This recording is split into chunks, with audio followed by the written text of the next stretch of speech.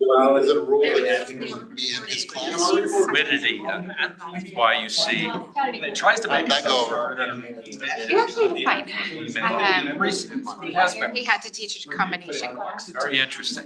So you're There were actually 3 siblings. well, my wife and I Good kid like you. driving and it smashes me against the steering wheel. She's only 5 feet tall. I'm like, stop. There's a whole series of buttons you have to push. Actually, a few books titled It's me from the car.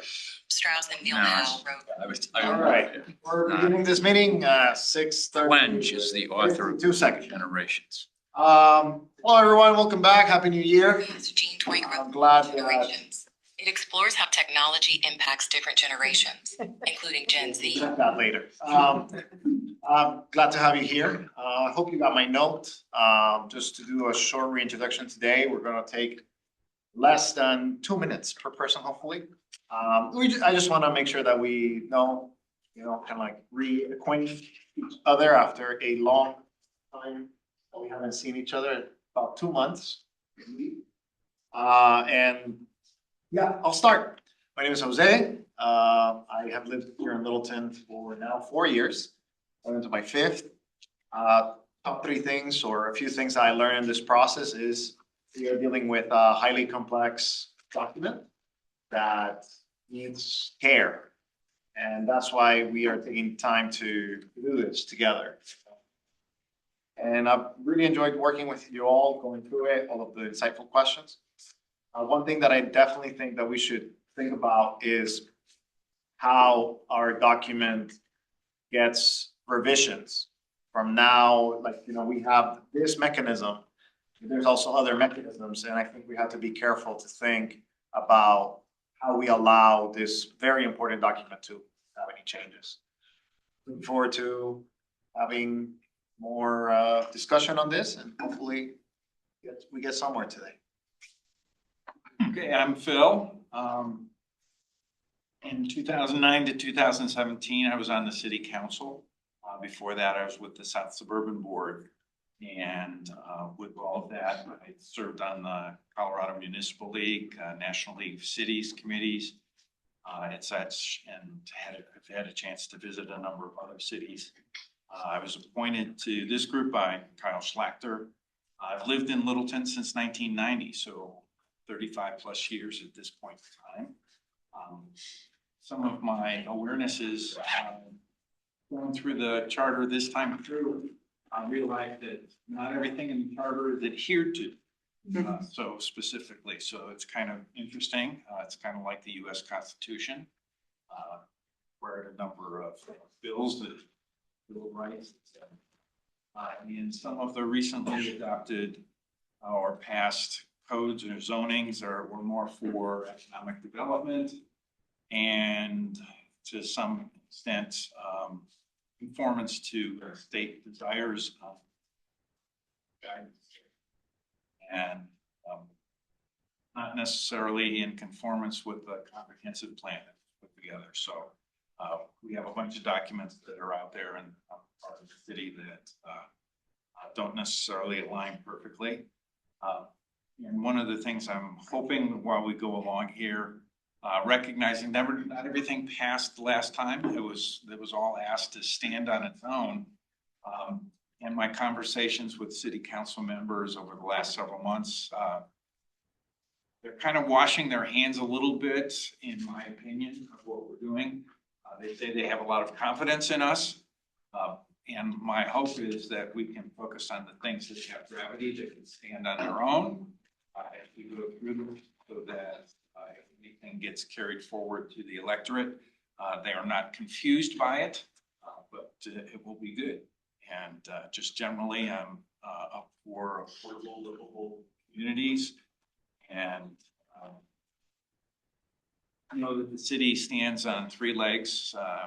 Part of it is the commercial properties that generate revenue, residential, and park are the other 2 legs, and they cost the city money. So that's it. Sarah? It's a very tough act to follow. Well, you get the talking stick. How's that? Sarah Hernandez. I've lived in Littleton for about 12 and a half years. This is all very new to me, so everything has been learning experience to the point where it's talking from the fire hose. And so for the most part, you know, learning rules about open meetings and open meeting laws and those kind of things, like that's been really interesting and new to me. And any of the nitty gritty in a charter is all new to me, so I have a hard time sometimes, and I guess this can be moving forward. I have a hard time personally, having this be all new to me, feeling like I can really give much input because again, it's drinking from a fire hose, but I sure try to keep up and go with it and play an important role in making sure this fits for everyone in Littleton. People who have a long history of being part of this aspect of the city, and then those who want to be a part of it, but are drinking from a fire hose. John Schmidt, live here for about 12 years as well. My background's in engineer, so some of the things I wanted, how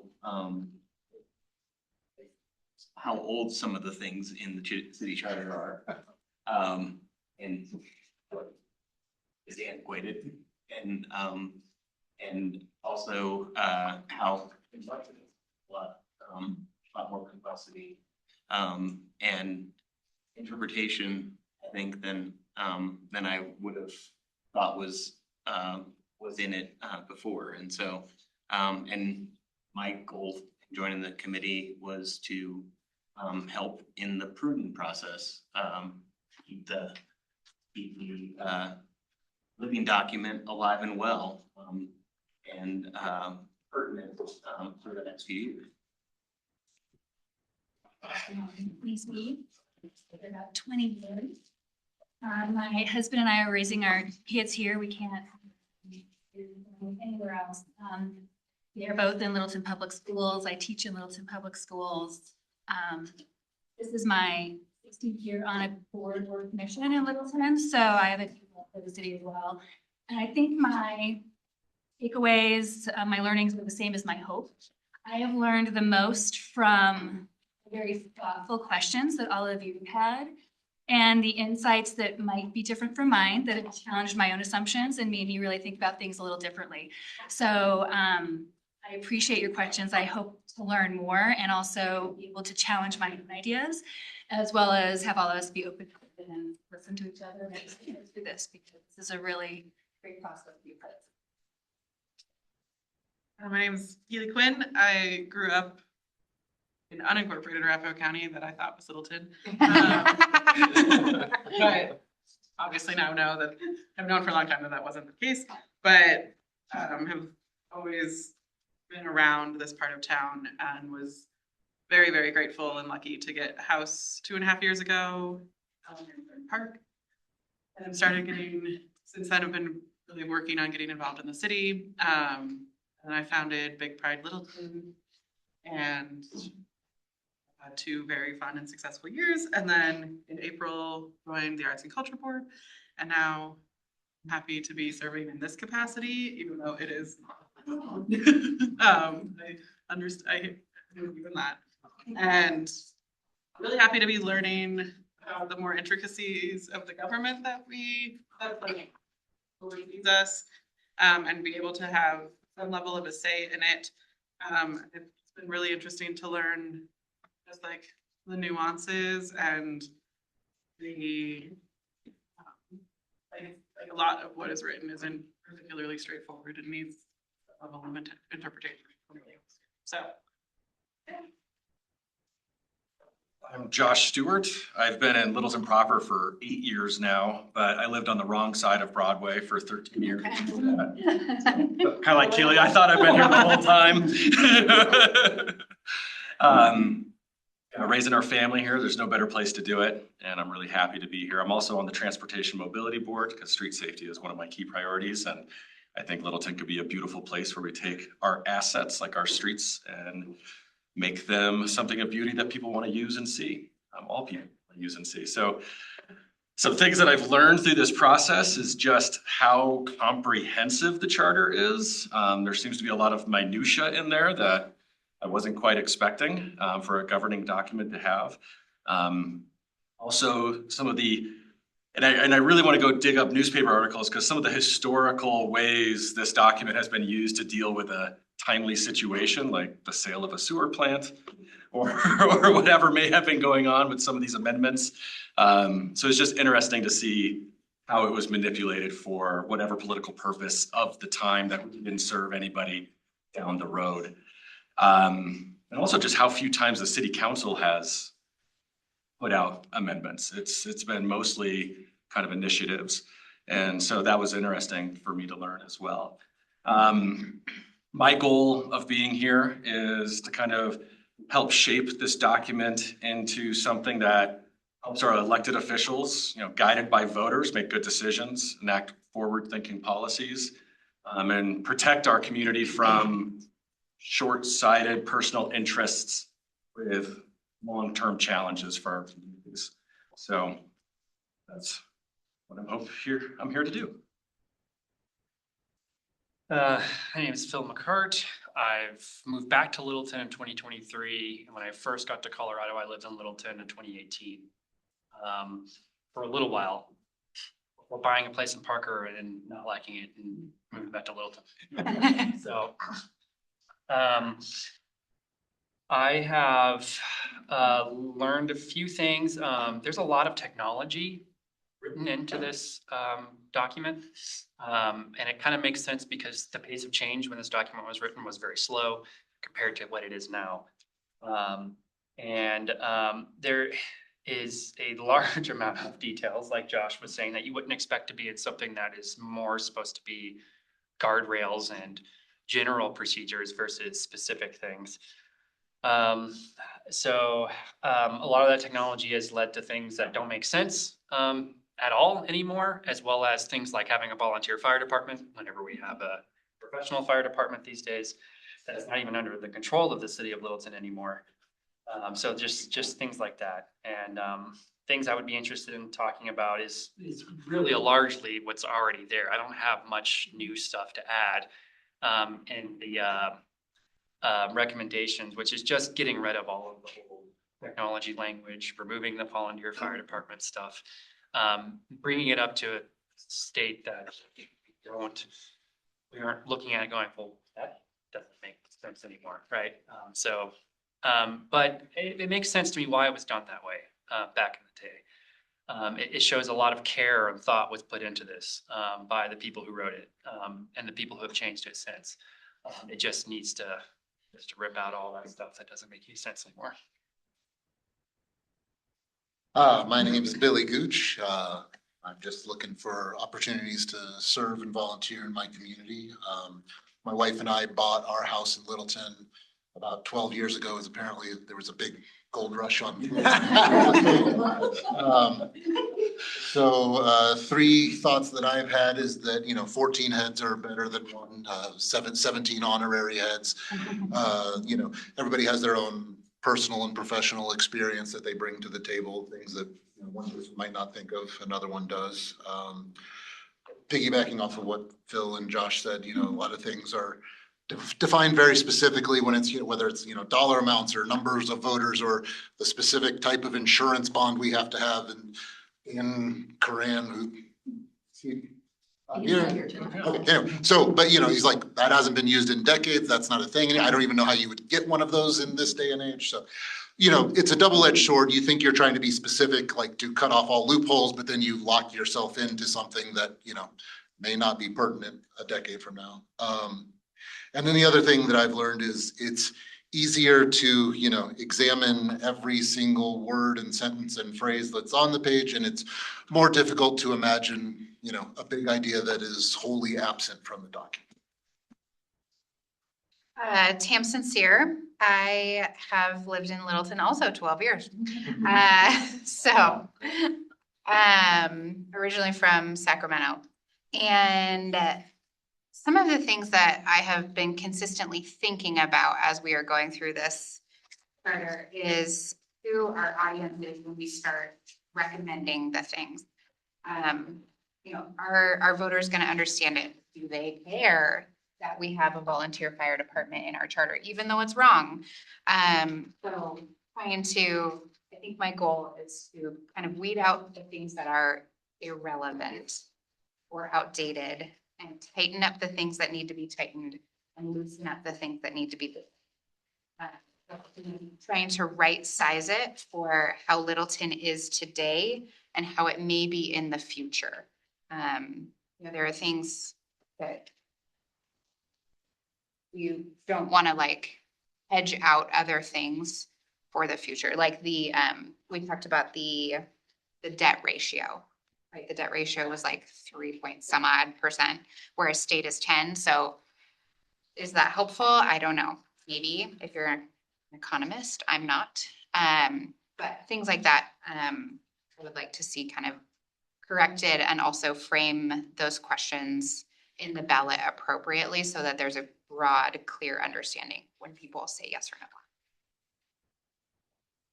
I'm Carol Breezak. I've lived in Littleton since 1963. I think the challenge for the group is kind of what you're talking about. There's a lot that could be changed, but how much of it do you want to put in front of the voters? Does it really hurt the charter to have the fire department, which didn't pass last time? To me, this is a document that I have referred to a number of times over the years that I've lived here. And it's a document that protects me as a citizen. It's what gives me rights within my city. I know what I can expect. And I want to make sure that we still end up with a document that protects the citizens from government. One concern I have, and Phil, you mentioned it, we have things in our charter that are not being adhered to, but there's no penalty, there's no accountability. And that's concerning. I think citizens should have a way or mechanism to hold our council accountable for the document that the citizens approve. This is our constitution. We would not be allowed to violate our constitution without repercussion. So that's one of my concerns. My name's Kent Bagley. I'm going to give you a little bit of an update on who I am. I've lived here since 1960. I went to the University of Denver, grew up on the East Coast, New York, and graduated with a bachelor's degree in chemistry from the U. I worked at NCAR, which you've all been reading about over the last month and a half, as an atmospheric chemist. I went back and got a graduate degree in urban and regional planning from CU Denver in '75. And I worked for the city of Aurora. I was the community development director for the city of Aurora.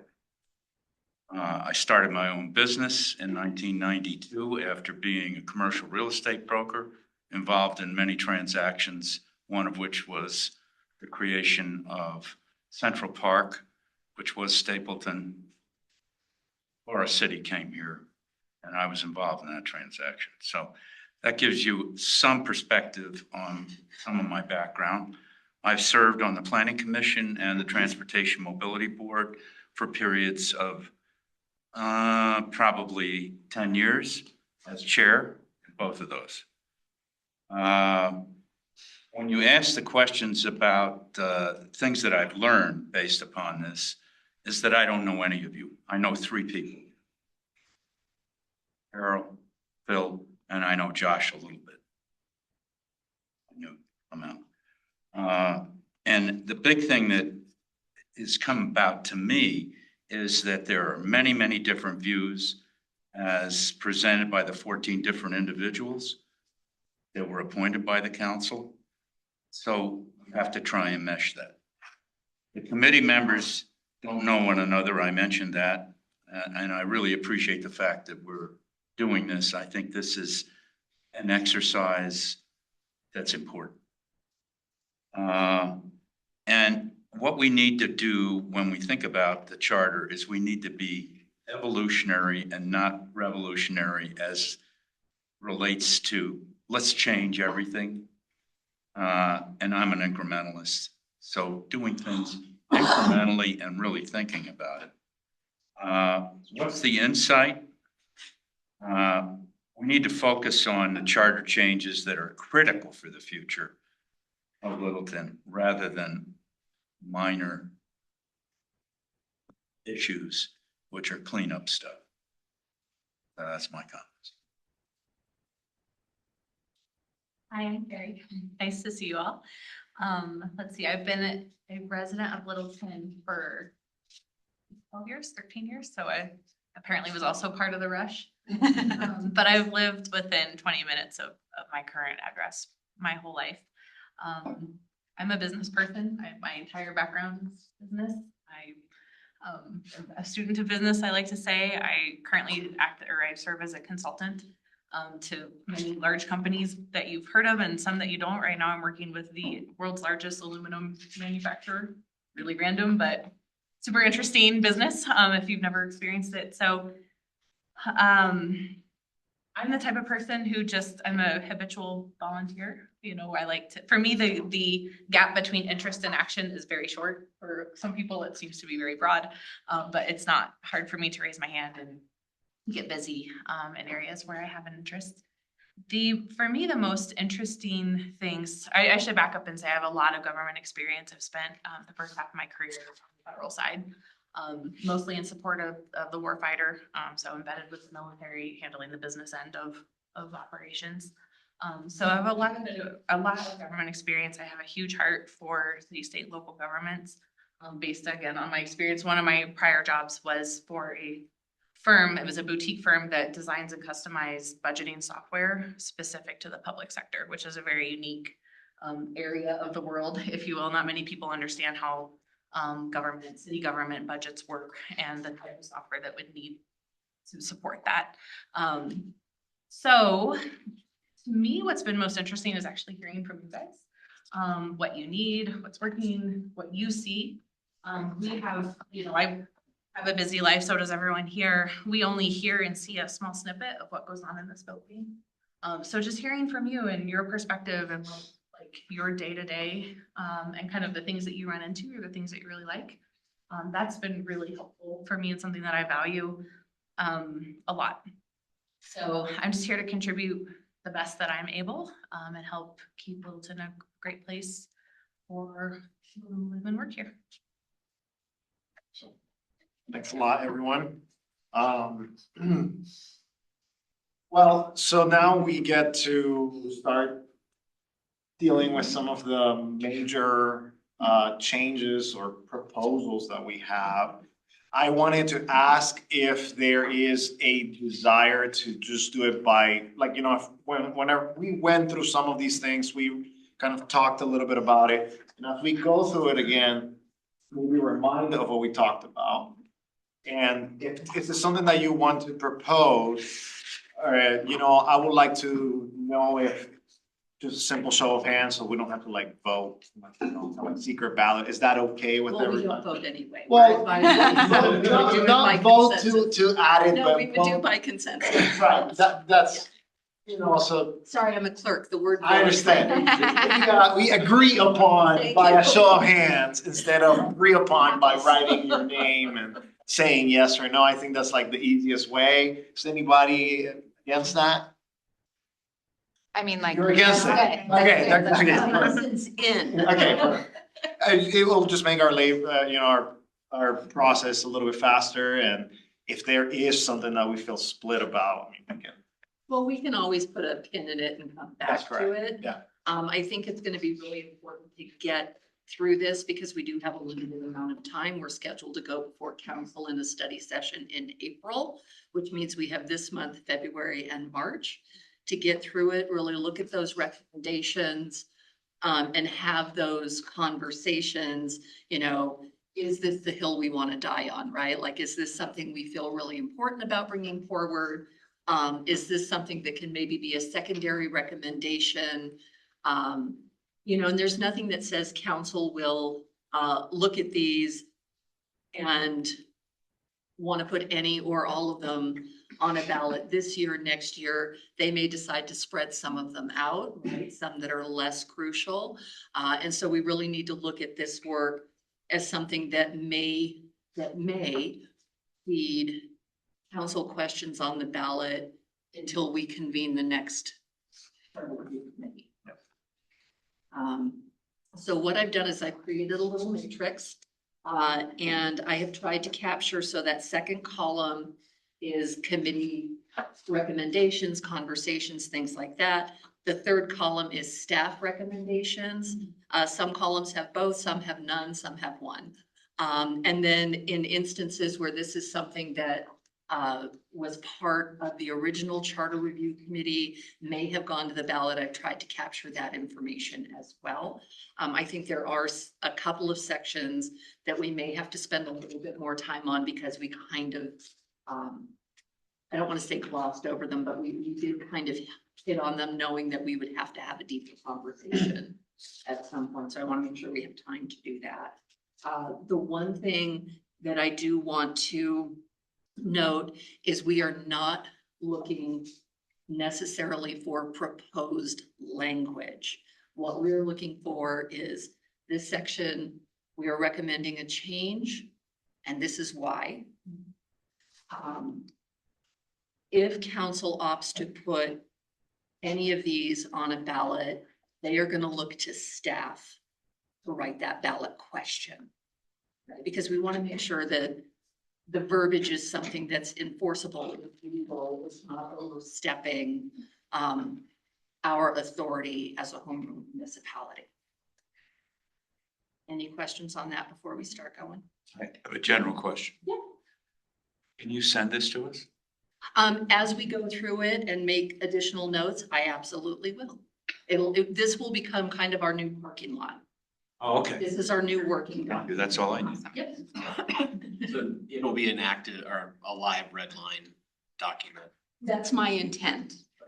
The original, I'll get right to you, Carol. The original CRC, they actually did some redlining through the verbiage, and they actually made some very specific recommendations for language.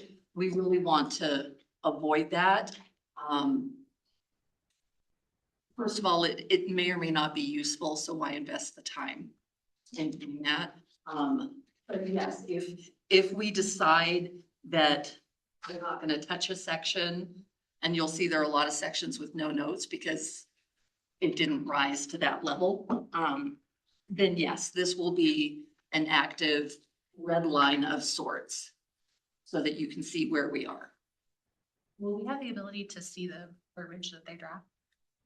Yeah. So, yeah, if council takes any of these recommendations and moves it, makes the option to move it forward to a ballot, they do that by ordinance, which means there would be 2 readings of it at a council meeting. There'd be a public hearing, there'd be opportunity for public input during the study session.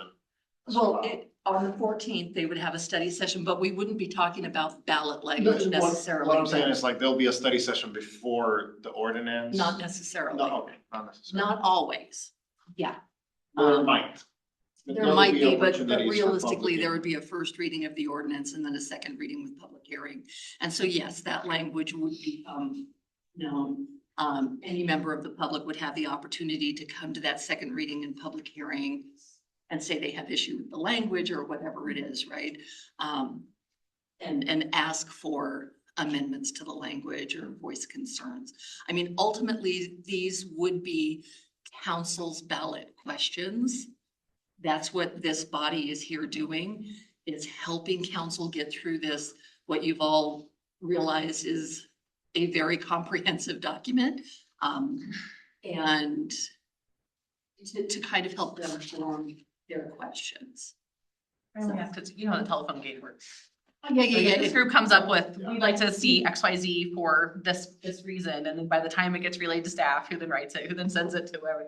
No. 7 variations from now, it might not end up Understood. being what we all thought it would be. I also think that we can not draft the language, but just include like a phrase that it's just like. Well, The process. I think that's kind of what we're doing though, is saying, we think that the second line or the second paragraph should be removed, and this is why it should capture this. Correct. It's gonna be up to staff to draft what Right, that looks well, like. for example, Yeah. like the first one right there, when you Yeah. kind of get started, is like, I think a lot of us took offense maybe to the city Of the of second second class. Which was Um, verbiage when this was drafted. Which is fine, but now it's like, hey, we really wanted to say home rule municipality, right? Like, I mean, that's what it is, and I guess that is something that we were all kind of in consensus of like, yeah, we don't like that second class, we're not second class city. But That's not what that means. yeah, I know. I know that, we went through the parking lot on that, but it just Yeah. sounds. It does, You know. but, is that Um, something that you really want to recommend to council? Yeah, no, for sure, but I mean, we will also, as we also talked a lot about the cleanup, right? Like the all encompassing, like these are minor changes. Probably you can read them on your own, but here's a list of minor changes, replacing this with that, or textual things, that need to be revised. Yeah. Okay. So what I'll do is I'll kind of keep a list. So on section 1, name and boundaries, even though there was an initial recommendation, does the committee have a want as the body to make this as a recommendation for a ballot question to take out city of the second class and replace with home rule municipality? You want to comment from, Well, you want us to say yes or no? I think that one thing that we need to be very careful about is that last time there were 30 referred. There were 30 recommendations, And 10 then went to the 10 ballot. went to the ballot, and then 7 passed, correct? I believe I got that. Is it possible for us to go through and say yay or nay? And then at some point, maybe in March, we come back and then we whittle down, because it's hard to say if we're gonna have 30. I think we have, Right, and that. yeah, I think we have to take a broad swipe now, especially if it's something that we feel strongly about, that we don't feel there's really any teeth to move it forward. But yes, the hope would be if we can get through the entire thing and have some time in March. The other thing Reed and I talked about is potentially adding in one more meeting so that maybe in February or March, we meet twice if we need to. But yeah, we may get to the end and realize we've only made 20 recommendations. I don't think that's gonna happen, but it could. I'm an optimist. But yes, to Carol's point, we could go back and anything that we've maybe redlined and said, no, we're not gonna move it forward. We could go back and look at those again and And how many you have already? I have not counted. I see it's 50 pages. Yeah, well, because there's 124 sections. Yeah. We could have 30 recommendations that are actually just one ballot measure that says modernizing language. And so that's something to consider as well, that. Well, but of the 30 recommendations before, only one of those was a catch-all. Okay. So. Well, that's why I'm saying we shouldn't say no right away, like something like. Chances are Section not 7. 30, that's gonna be one question. But to your point, there could be some that are Modernizing. umbrellaed under kind of a catch-all.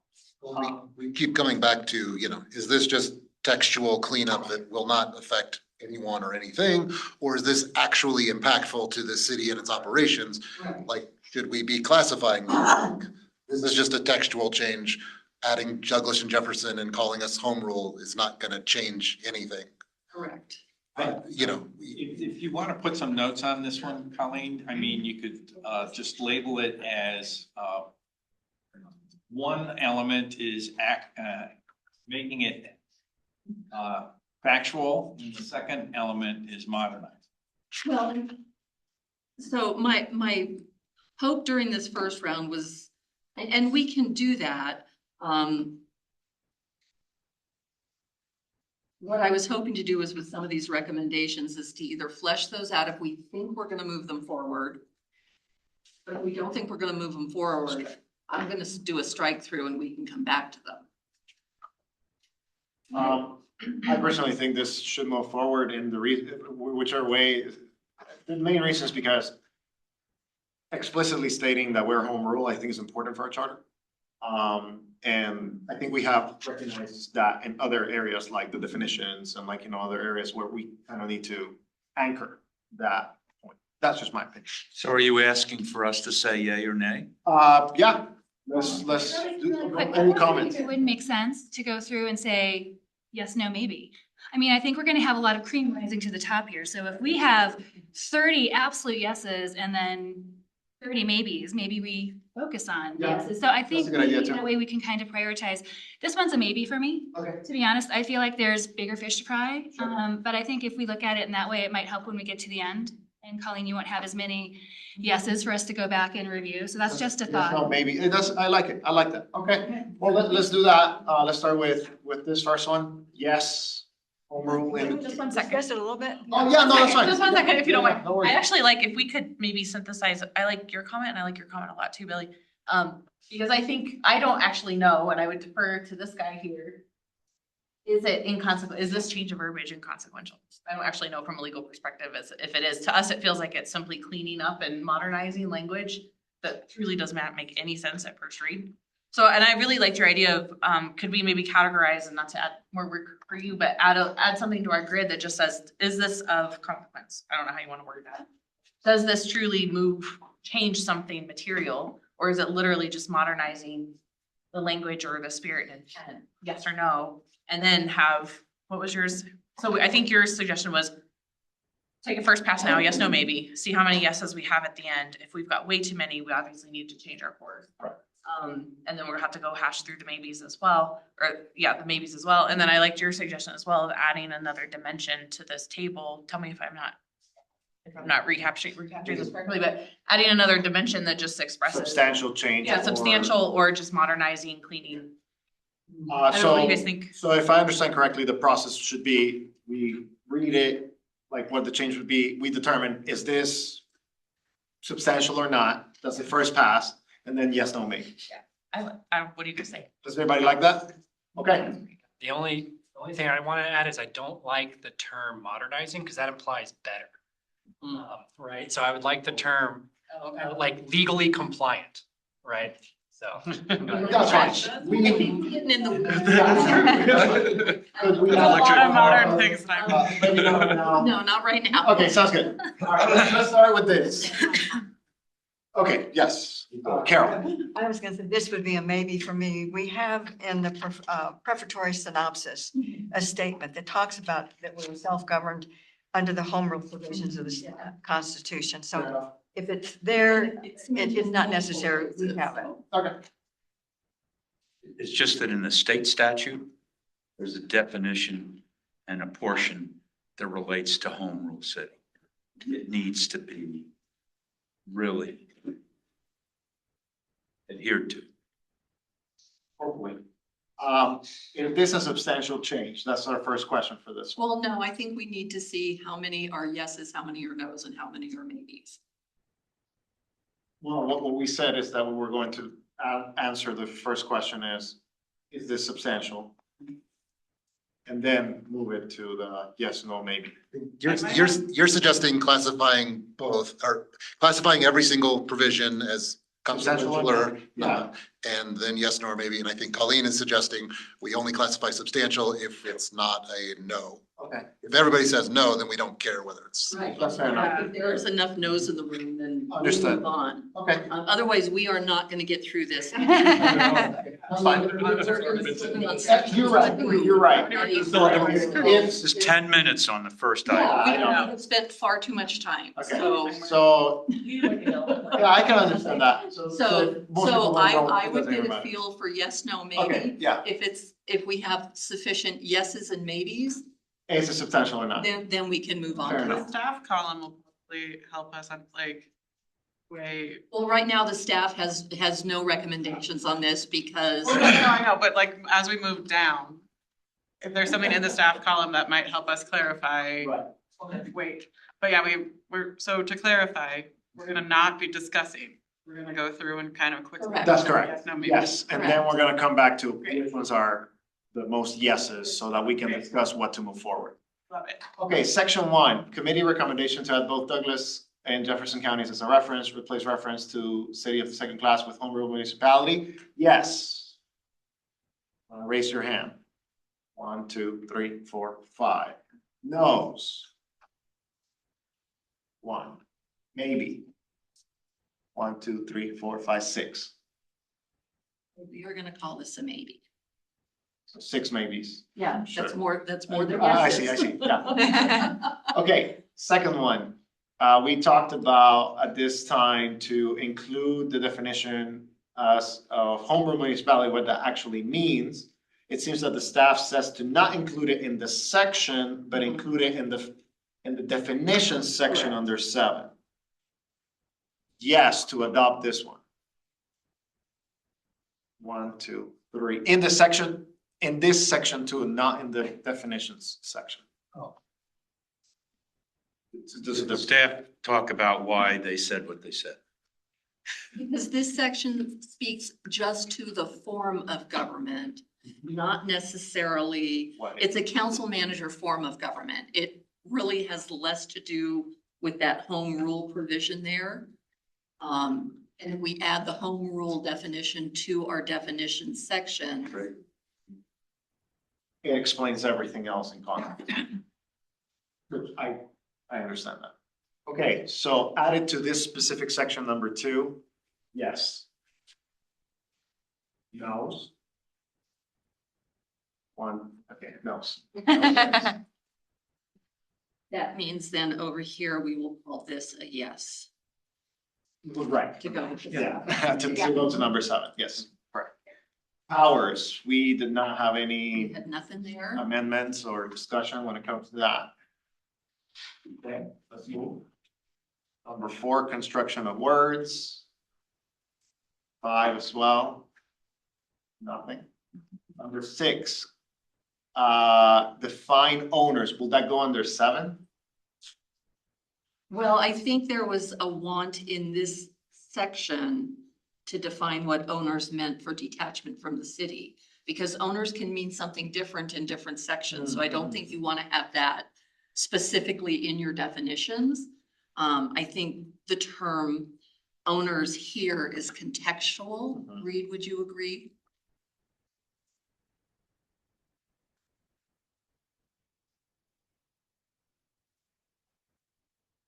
Because this is to take out a parcel or portion of the city, right? A renter would not be able to vote on whether to secede from Littleton, even though they live in the place that will be Seceded. Yeah. Rick, could you make a comment about this? I don't know, I mean, when I see detachment from the city, there's a whole process in state statute that talks about when property owners can seek to kind of de-annex themselves, if you will, from the city. And so there's certain steps you would have to go through. You'd have to obviously contact the county and let them know the ability to provide services, or someone's going to be providing services. If we suddenly don't have LPD showing up, the county should probably know that, hey, by the way, you just send your sheriff's deputies over there. So Is there a benefit to defining owners here, or is that covered in statute? yeah, Under- sure. That's not a problem for me. Which is not a problem for you, referring to statute or adding a Well, definition. this isn't confusing. But you're an attorney. That's nothing for me. So you don't think it's from a legal So standpoint? your recommendation is it's really not necessary to do anything other than what's there. It's already covered in state statute, so I mean, That's fine. however it's written there. Covered in state statutes. not a meaningful change. Not, okay. Well. I could tell. No. Yeah, okay. No. My turn, yes. Keep it going. We got 95 of these things. We're doing great. We're progressing. Okay, a pretty decent one right here. Definitions, committee recommendation, we talked about adding mayor, home rule, register elector, meeting types, ordinances, resolutions, motions, public utility corporation.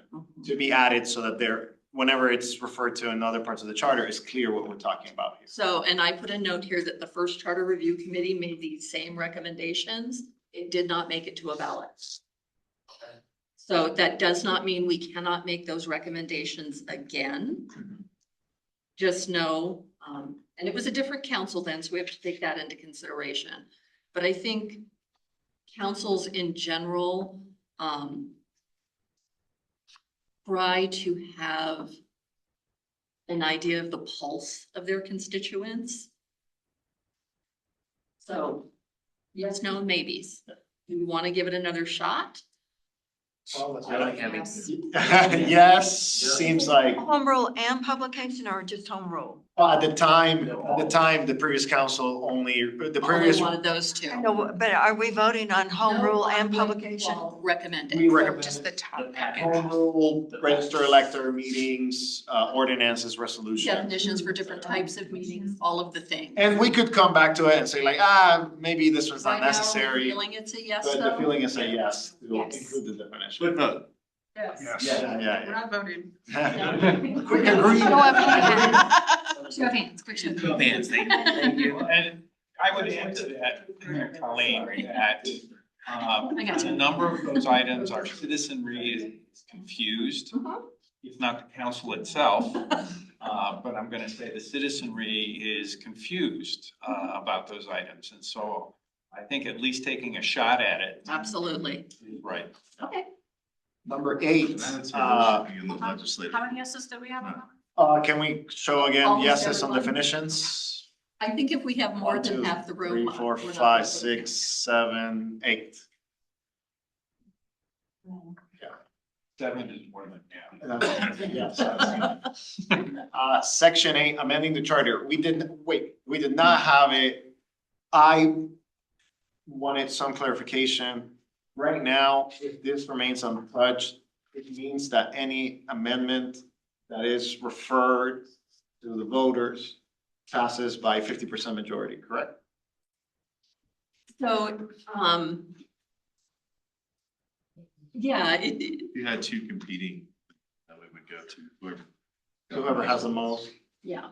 And, but, well, okay, but if it's standing in and of itself, it's 50%. Correct.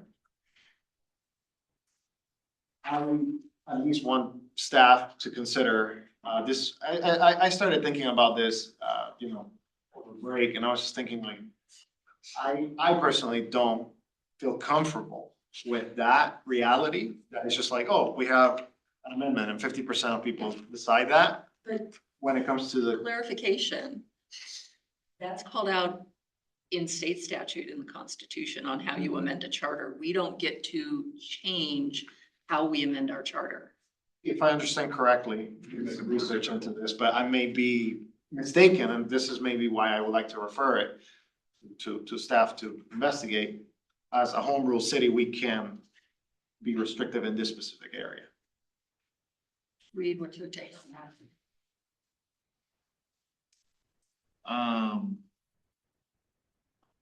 As a home rule municipality, we have the ability to legislate in areas that are purely local concern. So in terms, but it's set forth in the state constitution. I think we would be challenging to say change the, like a super majority instead of 50.001 to. Is it possible to change it though? Because this is like my only one that I think we should discuss more. Because right now we're deferring to state, but I don't think we should defer to state because the state hasn't updated their rules, even when they updated their own rules to amend the constitution of the state. And so I don't think we can rely on them to reasonably protect us the way that they've protected themselves. Okay, I've marked this as a yes and staff to do some research and bring it back to you all. Constitution would have to be. I wanna hear, yeah, we haven't actually taken a. Constitution. And then also I wanna hear. This refers to. You said you thought has about to be this a lot approved and you're by the not. voters of the state of Colorado, One not at the a time. legislature. Yeah, but it'll never go to ballot because it has to do with city charters. So as amending the city constitution or the state constitution did go to ballot and did pass. and the process to amend that. I think we should have our own process that matches the current state process that outlines exactly how many signatures you need on a petition, that they need to be geographically significant. So we need to have like 20% from each district or no less than 20% from each district, which is now currently in the state's version of amending the Constitution. Why shouldn't ours match what they did 4 years ago? It doesn't make sense that we're easier. Well, I appreciate those comments. That level of complexity, I did not think about. I thought about more. That's a completely different section. Yes, that's a very good, I was just thinking, this is our city's document, right? And somebody now, 2026, 2027, we have something, somebody wants to change something, like, let's say, for example, they want to change the form of municipal government. I don't even know if that's easy to change, but I'm saying they could make that, and then 51% approves, not knowing all of the repercussions, right? So I was just thinking, like, that's not necessarily the best way to handle our founding document. I would feel comfortable, even if it was like 55%, 60%, like, something that is not just simple majority, something that showcases that people are getting informed, people are getting the facts on whatever it is to change, and a decent sizable portion of the citizens that are voting are aware of this change. And that way, we're not just like, this year, one amendment, then the next year, another, it's more of like, oh, I have to get 60% of the votes for this to change. It needs to be meaningful, it needs to be clear, it needs to be something that most people are in agreement. That was my thought. And I did some research into this. As far as my non-legal interpretation, I think we can do it as a home rule municipality, but again, I may be wrong. Yeah, Those were my thoughts. I don't know if Article 20 rigidly defines every step of the process, or if it, sets minimums and cities can go and, they have some freedom to make some changes locally. I guess for me, it comes back to like, it's harder to amend the US Constitution than it is to pass a law. It's harder to amend the state constitution than it is to pass a law. But it's just as easy to amend the city charter as it is to pass an ordinance, which doesn't seem to make sense to me. Like the superseding governing body that describes everything else should be harder to modify than, the rules and laws. Sure. Again, given that I don't understand what the limitations, floors and ceilings and requirements of Article 20 are in the state constitution, maybe our hands are tied here, I don't know. Article 20 just refers to the state statute. Okay. And that's where all the details are about how to do it. So real quick, I've already put this as a yes and for us to do some more research and come back. But since Carrie pointed out, Yes. Do we have any reasons for this specific? do we have any no? We have no's. 1, 2. Yeah. Can you- Well, because of what he said, supermajority. Sorry, I don't mean to take out of context, but I think let me ask you this, based on your research, did you find any other area where supermajority vote is required? Oh, I wasn't talking about supermajority is 2/3, right? Like, It's not necessarily to amend the Colorado State Constitution, to do an amendment, and you need 55%. Okay. That's what Colorado does. And that constitutes a supermajority. That constitutes a supermajority. Okay. So any of these amendments that you see to our constitution, it requires 55%. Okay. Some places that have a higher threshold, that's a state's constitution. I'm not aware of any other municipalities that have a higher threshold, but that doesn't mean that they don't exist. And if they don't exist, it doesn't necessarily mean that I'd have to look. That's fine. And that's all I'm asking, to look for that. I agree with Billy's rationale. It's just like, we need to protect this document, at least in my opinion. Okay. And we had some yeses as well. We had a lot of yeses, so we'll do some research and come back to you. Thank you. I appreciate it. Section 9, constitutionality. I think it protects. You have something that's constitutional, everything else, right? All right, Article 2, elections. Section 10, there were no comments on the parking lot before. Section 11, we did. Yeah, so there was a question about what happens in a tie vote. And so if we were running rock, paper, scissors, lizard, Spock. That's a big Bang Theory reference. In case. That would refer only to a candidate race in a municipality if we were running the election, but we don't. We coordinate. And so in other types of elections statewide, those determinations, there is an adopted process to break a tie vote. And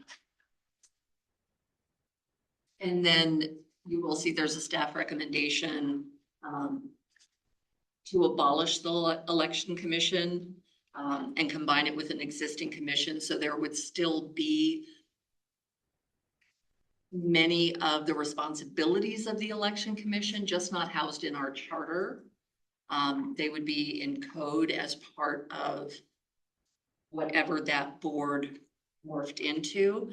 The reality is when the city was founded, most cities had election commissions because they ran their own elections. They ran standalone. They didn't have the option to coordinate. And so they needed a body separate to kind of oversee that, direct that, do those things.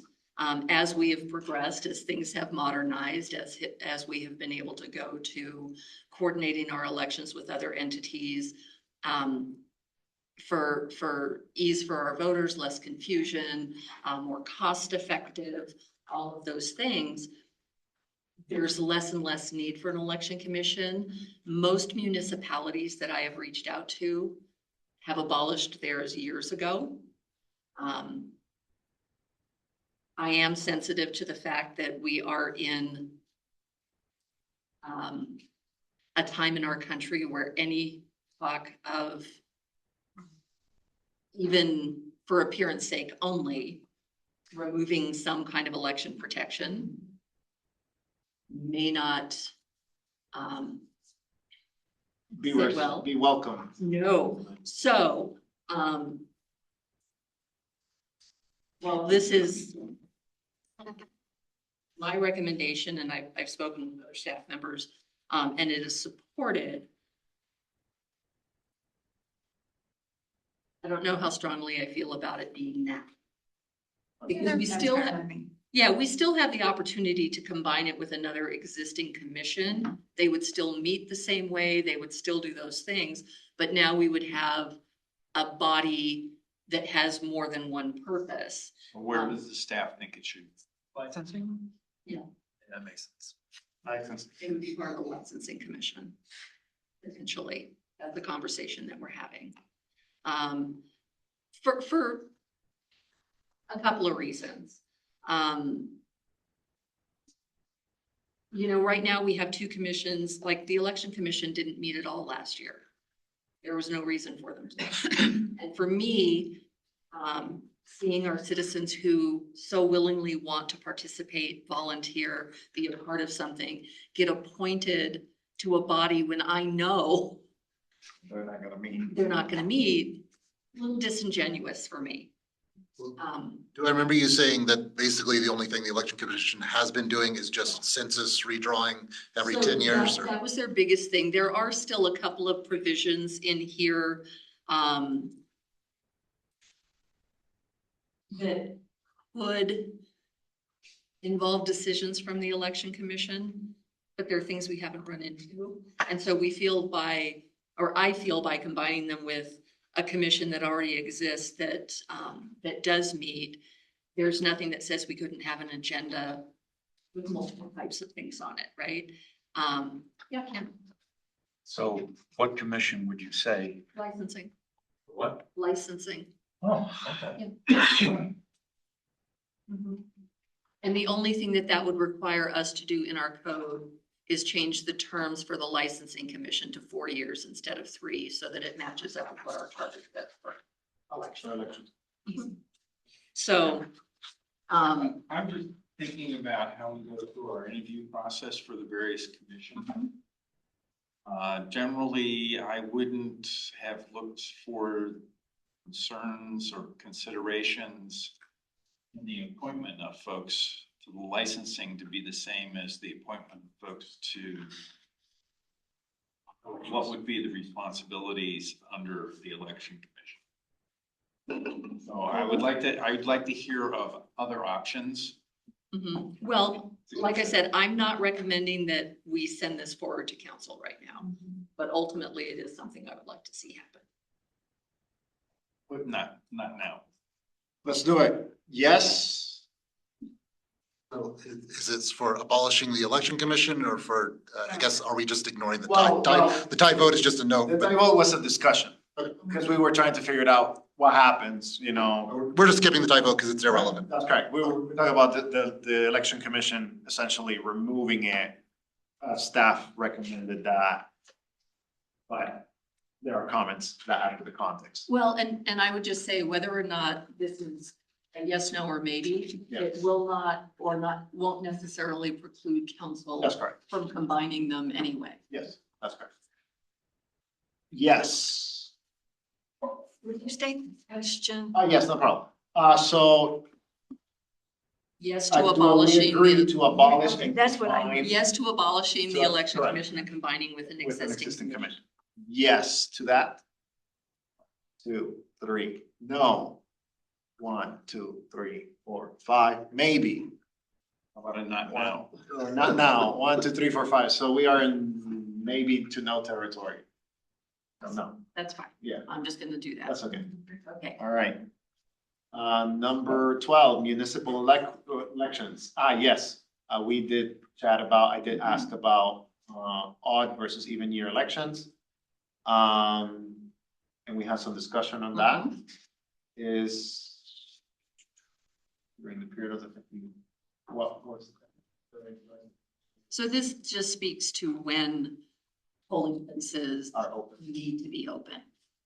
And so this really isn't a recommendation. This is just a conversation we had. Right. I don't know if there's a recommendation from the committee to make a change to our municipal elections. Well, I guess, so this is one, Article 2 elections is a section that I had a question about. Is this a place where could we have like sort of an omnibus amendment that says, you know, bring it in legal compliance with current, you know, state law? Because I think there are multiple sections where it's like, we prescribe how to register to vote and. Which we don't, we don't handle voter registration. Right, but, and, you know, so that there were, you know, it's provisions about absentee voters and the council may determine when to hold an election. I think there's a number of sections here that are like, well, yeah, but state law supersedes that, so this is wrong, but just ignore it because we don't actually do this. So I don't know if this is an opportunity to combine, you know, several of those together. Carol? Well, if we have coordinated elections, would you comment about how any change in this would impact a coordinated election with our counties? So it wouldn't. What's in our charter that speaks to elections under Title 31, which is the municipal election code. If we coordinate an election, we are running under Title 1. Okay. Now, I will say that like initiative and referendum, those are generally handled initially under Title 31 because we don't know if something's going to a ballot. And if it goes to a ballot in a special election that we run, it will be run under Title 31. If it goes on a regular ballot, as our citizens initiative for the charter amendment did, as soon as we certified that there were sufficient signatures and we know that was going to a ballot, it became a Title I. Like once we coordinate with them, then Title 31 no longer applies.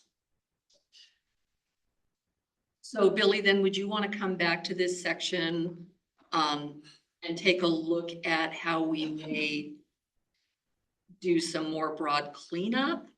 Or is that something? Yeah, I mean, I guess you could scroll a little bit, but like, you know, there's 4 different paragraphs here. That doesn't mean there's 4 different items, but you know, there might, rather than go through like 15 different things, is there a way of combining those into one big meta thing? Could we just label it as like potential umbrella? And maybe not everything falls into that realm. Maybe there are some substantive changes that would be pulled out separately. Why don't I put a note here under the article? The stuff that's literally just outdated or, contradicts state law.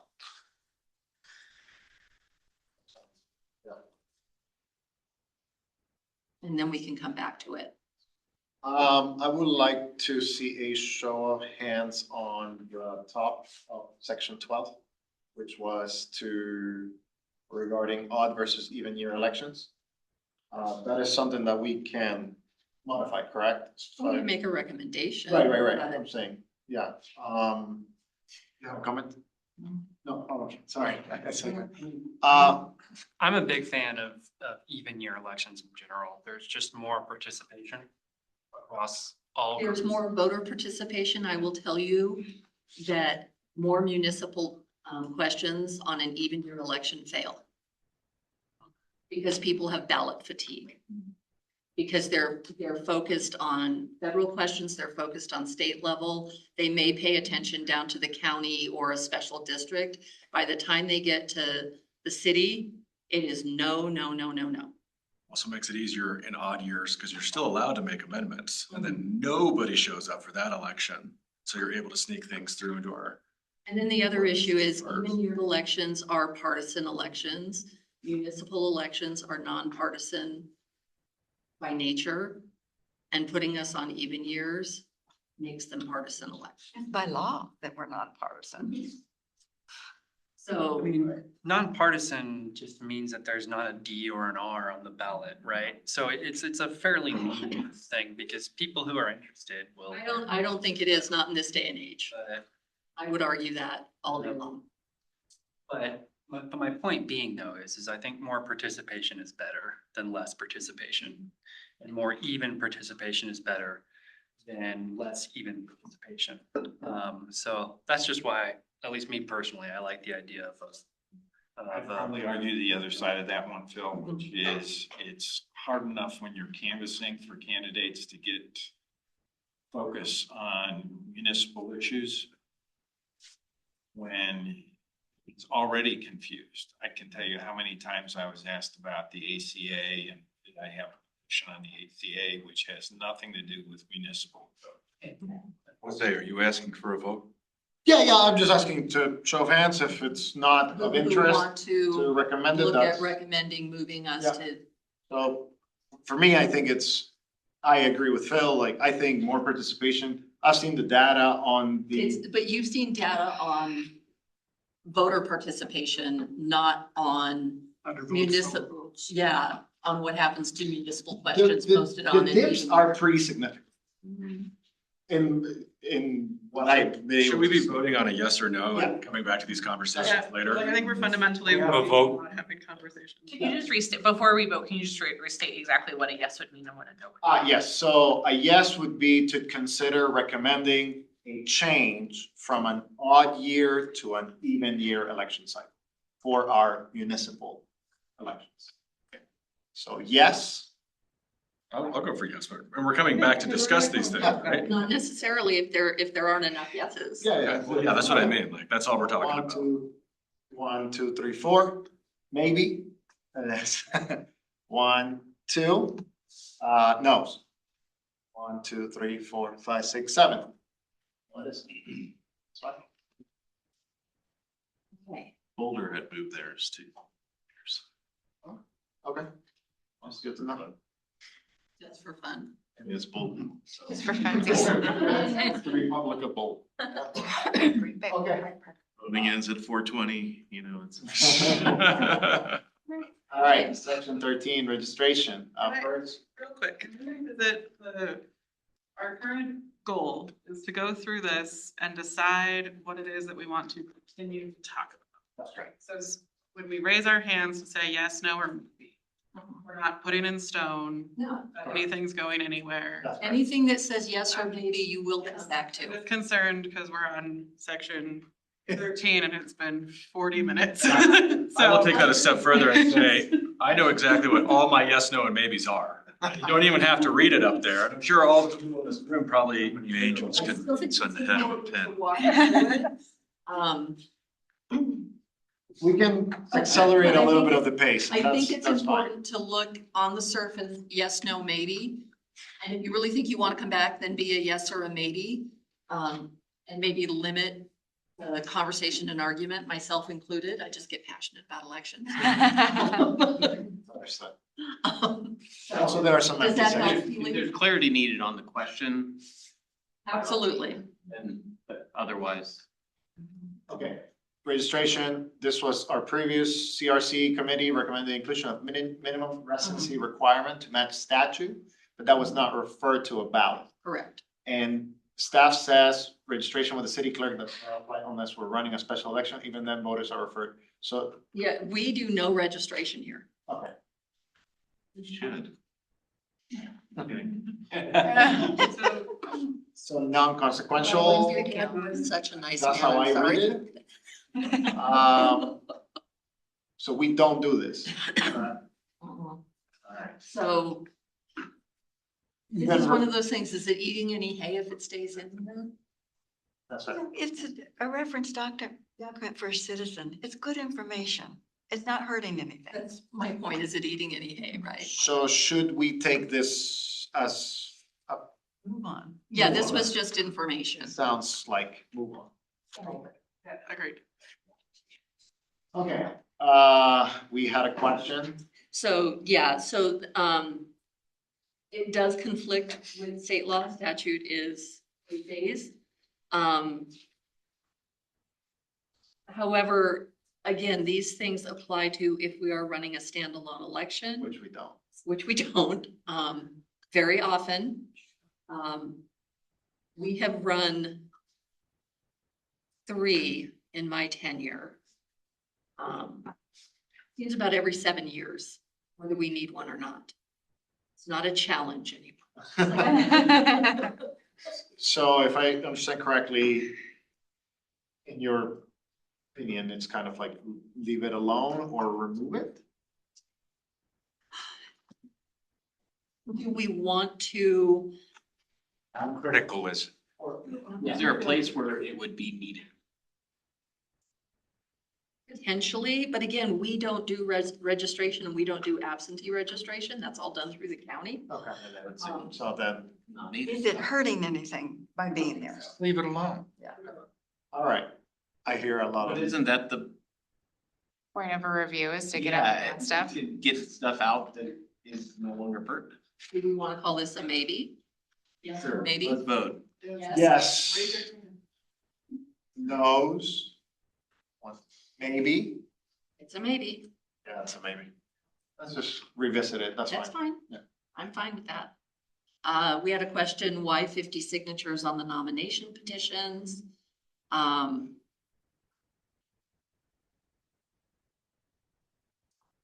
And the staff recommendation is to remove the prescriptive number from the charter and refer to the municipal code where a number, same or different, can be adopted. Do we have a number right now in the code? We don't have a number in the code because it's in the charter. Correct.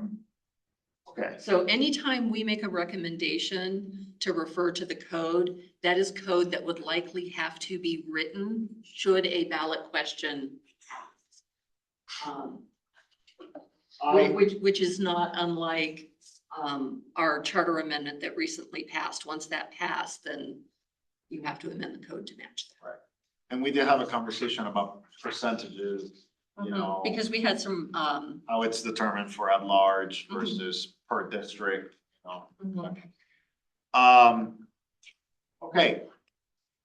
Let's see.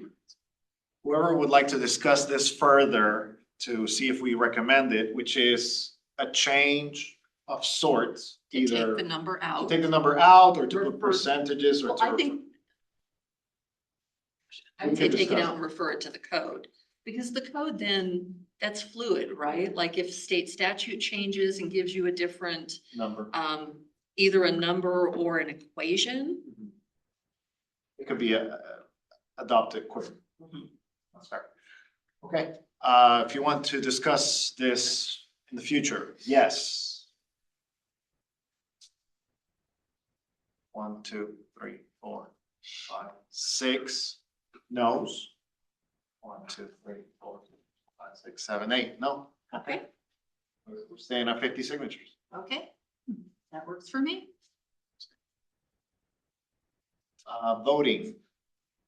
First, CRC recommended that method of voting with exception of recalls be made by council, manner of voting in recall election, and the election commission, which is an issue because we may think about abolishing the election commission. And if we do, then we would want to repeal this section because we would want to repeal anything that refers to the election commission. I see. If we opt not to make a recommendation to abolish the election commission from the charter, I'm not saying abolish the body, I'm just saying from the charter, then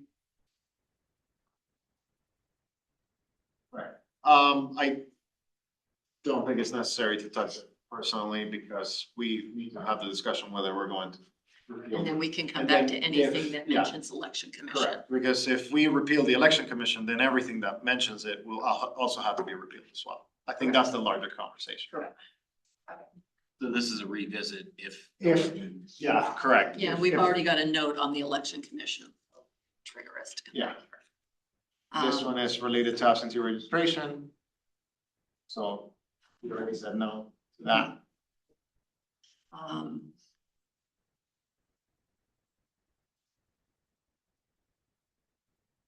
Electioneering near polls. And this was just a question. And so we provided information. This was pulled directly from what we've already talked about. There's no recommendation here Right, because we to were, date. I don't think This any of was a us question. are for taking out this provision. We believe there shouldn't be any electioneering. Okay, cool. Section, Article 3. Okay. Why don't we move to the ones that we had kind of like parking lot questions and then. So term, why do council members begin at 8 PM on the second Tuesday? The inaugural CRC recommended that terms begin at the first regularly scheduled meeting in January. They did not go to a ballot and the language changed. I did have a conversation with the two exiting council members, and that they did say that this was odd to them. You know, it's kind of like, why do we start the next council meeting? It's better to just start in January. So I thought that that was interesting, you know? Colleen, I thought you had a recommendation just to not do it on the Tuesday. I thought you were saying maybe even like earlier. Well, I think that there's an argument to be made that council members shouldn't be seated until after the canvass of the election is done, which is 22 days after final votes are counted. So, because in theory, I mean, none of our elections have been close enough to warrant an automatic recount. But if there was. But if there was, we could potentially be seating a council member that after that automatic recount was done and the canvass was done. Is Unseated. A different result. It could be interesting. Yeah. And so what that would look like is them being seated sometime in December. Or January. Well, I mean, I think if you, the election's always gonna be sometime in that first 8 days in November. And so I think it would be safe to potentially recommend something like council members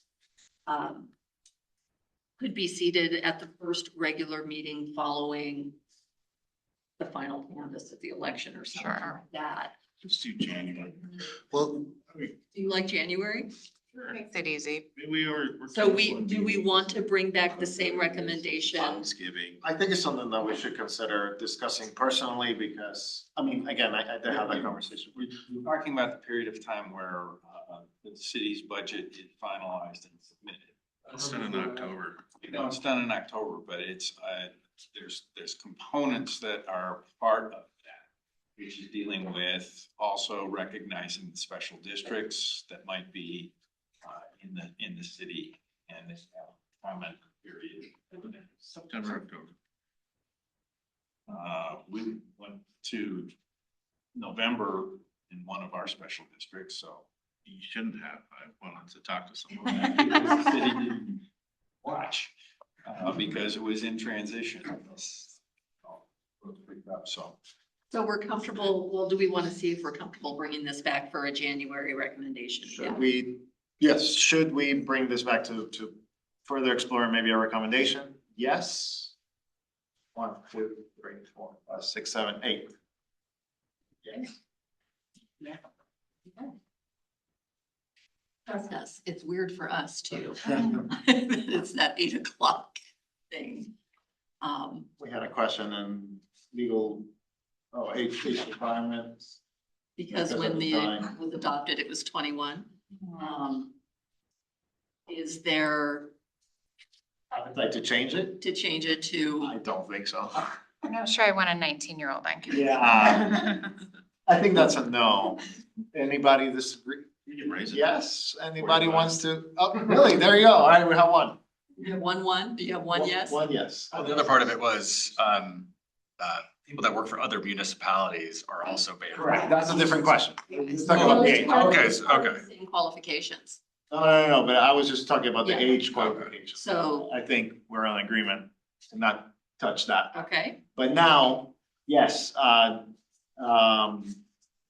do we want to consider that part of the qualification is that they cannot be, am I understanding correctly? They can also not be an employee of a different municipality? correct.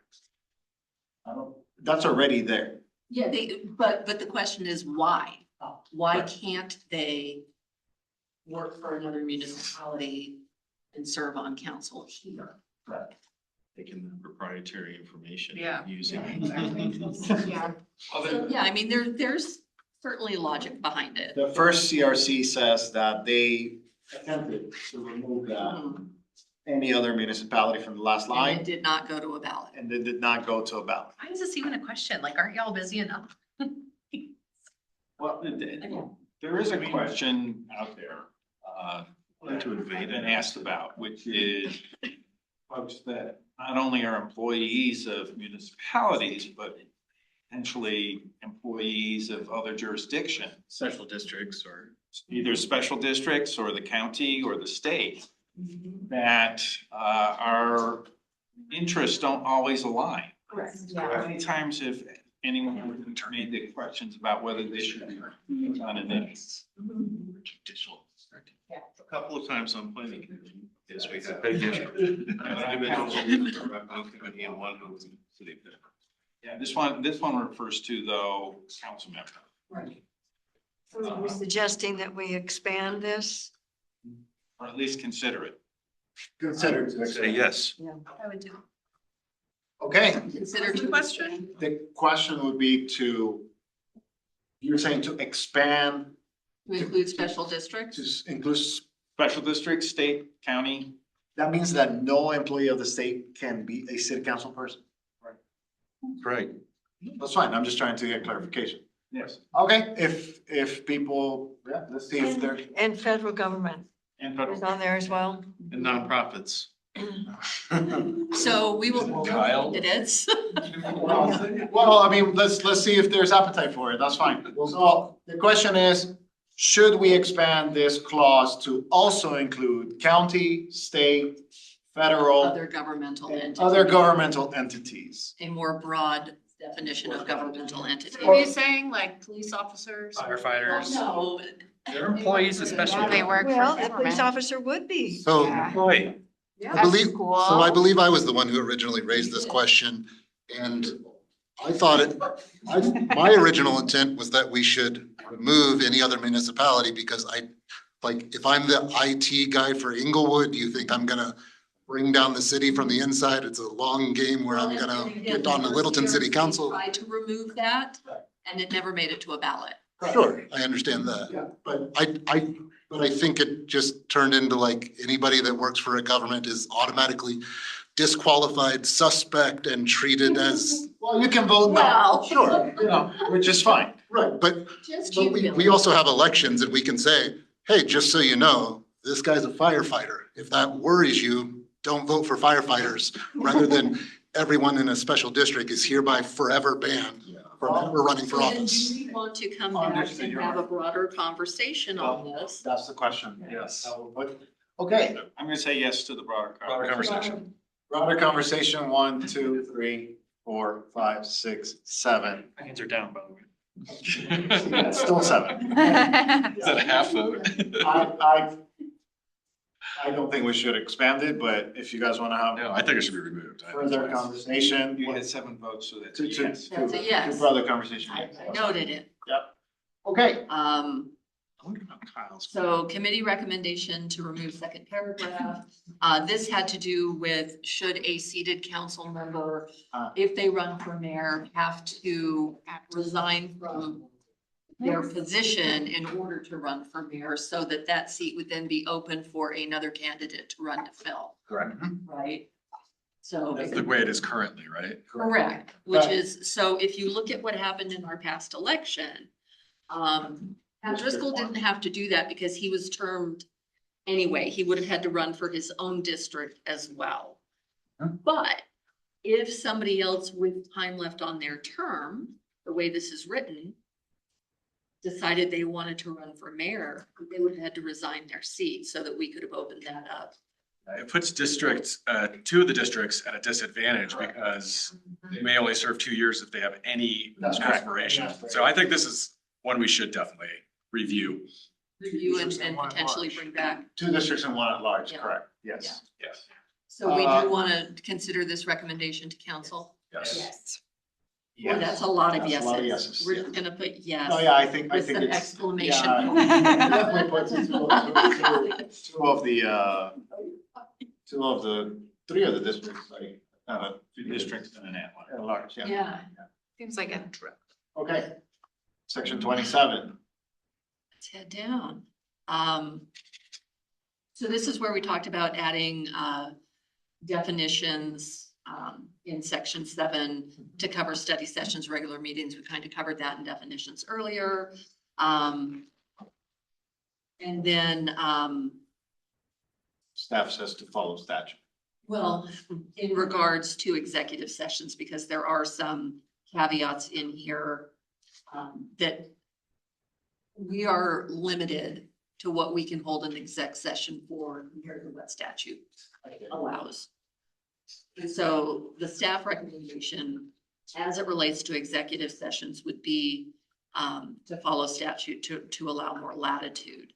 I mean, it's latitude right now, but the executive sessions could change in state law and be more limited. And we would be. Can you refresh my memory? Are the executive sessions, are those the ones that can occur behind closed doors? Yes. Are they the only ones that can? occur Yes. behind? They have a whole set of special rules for. Yeah, they're handled very differently than a regular meeting, a study session, or a special. Those are all open to the public. So the question on the left, I believe that's a yes, because we're talking about it in the definitions Yeah, and so we area. already said we Yes, we want to already add said yes. these. Okay, do we want to reconsider this conversation for the future to follow state statute instead of the current verbiage in section 27 to allow for us to follow the state statute when it comes to executive sessions? I have a clarifying question before we vote. This is the one where Reed said he can't discuss claims until they get filed in court with each of the council members. Is that correct? So you can only talk to 2 at a time? Correct. So you have to have 4 meetings? Yep. Anytime you want to talk about a claim? If you wanted all the So- members to be informed. Right, if you want everybody to be informed. So if we follow state statute, would that go away Would you be able to have a meeting? with everybody? Okay, I just wanted to clarify that. There's kind of a broad category, which, to be fair, some jurisdictions, or some constituents and jurisdictions are easy about, but it's called kind of instruction to negotiators, so. That's for where discussing, should we make a settlement on this particular claim that comes? Yes. I think historically, in the city of Littleton, once upon a time, people use that, something that I would intend to do. Thinking, the thought was, oh, you're making all these, backroom deals and things in front of the public. It's not the intent. We want to have further conversation on this, or a possible recommendation. Yes? 1, 2, 3, 4, 5, 6, 7. No? You're right. Reread, Operation. Yeah, let's take time, yes. Okay. Reread? Yeah.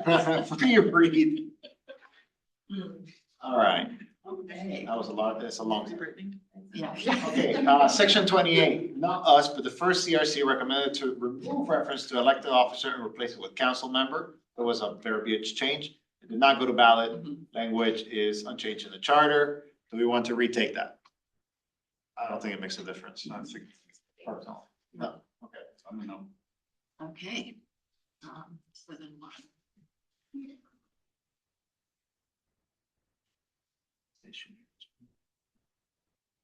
Didn't go anywhere. Nope. And it really, elected Doesn't official is the same as a council member. They're the only ones here who are elected. Section 31, clerk of the council. Mhm. The first CRC recommended to remove reference to with the approval of council. And the recommendation did not go to ballot, so the language is unchanged. That is towards the, So it just says that the city manager Ah, shall yes. appoint with approval of the council. but the city City manager clerk. approves. I'm hired directly By by, the city actually the deputy city manager, but, Was there previous one. a resolution to approve the hiring, Colleen? So this is part of the charter that's not followed? Correct. There's other ways you could defend it, though. I mean, so just as an example, if the council didn't approve it, they wouldn't have renewed the contract with the city manager. Mhm. So by renewing the contract with the city manager, that's implied approval of actions like this. Yeah, I think it's that would by approval, is it requiring a formal resolution by city council to hire the clerk? I mean, that's not how it has been done recently. The same sort of language applies also to the finance director. It's not a resolution we're taking to hire someone. I mean, it's more of a consensus of city council. I mean, I don't know, that yeah, whether it's finance director. And that person is probably not gonna get hired, or they'll hire the city manager. But it's not a Which happens formal, here. it's not a formal approval. Carol, I actually see the opposite here. They're constraining the council. So they're saying the council can't make a hiring decision on the city clerk. And so I've seen some city councils choose to add additional employees that report directly to them. And because this is in our charter, they couldn't make that choice about the city clerk. So is this a problem? It's not a problem. Which is probably why they chose not to move it forward to the ballot.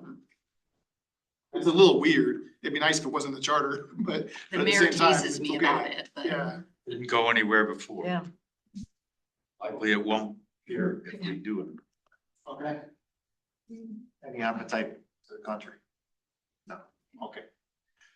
Section 32, council not to interfere with administrative service. So there was a question, are there consequences? And then there was a recommendation to, include all of council's direct reports.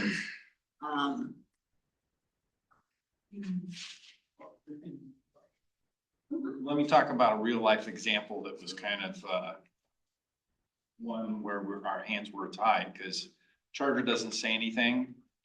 But we had a council member more than once, actually approach the municipal judge talking about specific cases and what should happen with those cases. That's an inappropriate, unethical activity, but we had no grounds for being able to deal with it. So including the municipal judge or any of the judges and their So there were no consequences, Phil. There were no consequences. No censure.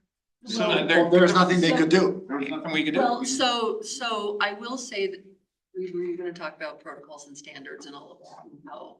Illusion. Yeah, there is a provision in protocols and standards of conduct for disciplinary action up to and including censure. But I don't know that it's specific to interference and that it is Well, I think- more focused on overt behavior. But we are looking at those documents right now. I mean, this privilege, I'm not to agree with the administration, so, you know, we can't, council person can't call, and in your case, tell the judge how to do things. They probably shouldn't be contacting my prosecutor, telling the prosecutor that they need to hammer this person, or they need to dismiss the ticket or whatever. So I can see it the same way, that if they have concerns about a case, they probably should be talking to me, prosecutor. We've added to our legislative rules, or maybe it's on our protocols and standards of conduct, a provision where kind of a censure, public censure, and provisions which didn't previously exist. So to your point, as a council member who was behaving improperly, there was nothing within any of our adopted policies or procedures to actually hold that council member accountable. We have since added a section that talks about the ability to at least slap someone on the hand or reprimand them in a public setting. It covers. So regions covered. Those Well, are it doesn't council's cover- documents. doesn't cover, Council behavior? it covers council behavior, they're but this council's one is documents. specific, just referring to if you have an administrative question or you want to have problems, you refer it to the city manager. It's not specific in the sense that you don't need to be talking to the city manager about what my prosecutor is doing. You need to talk to me about what my prosecutor is doing. So to your point, maybe it should cover the elected officials, not just the city manager. Yeah. Because the prosecutor is not an employee of, the city manager does not employ my prosecutor or. Right. Is there interest to come back and have a deeper conversation in this section? I would like to, with advisement. I would say yes. Yeses? Any other yeses? Yes. All right, section 33. We discussed the recommendation to remove the verbiage, provided the same accountants shall not for more than 5 consecutive years, which, if I recall correctly, is kind of like a limiting thing. I think it limits us from having. Best practices would allow them to compete for the contract ongoing.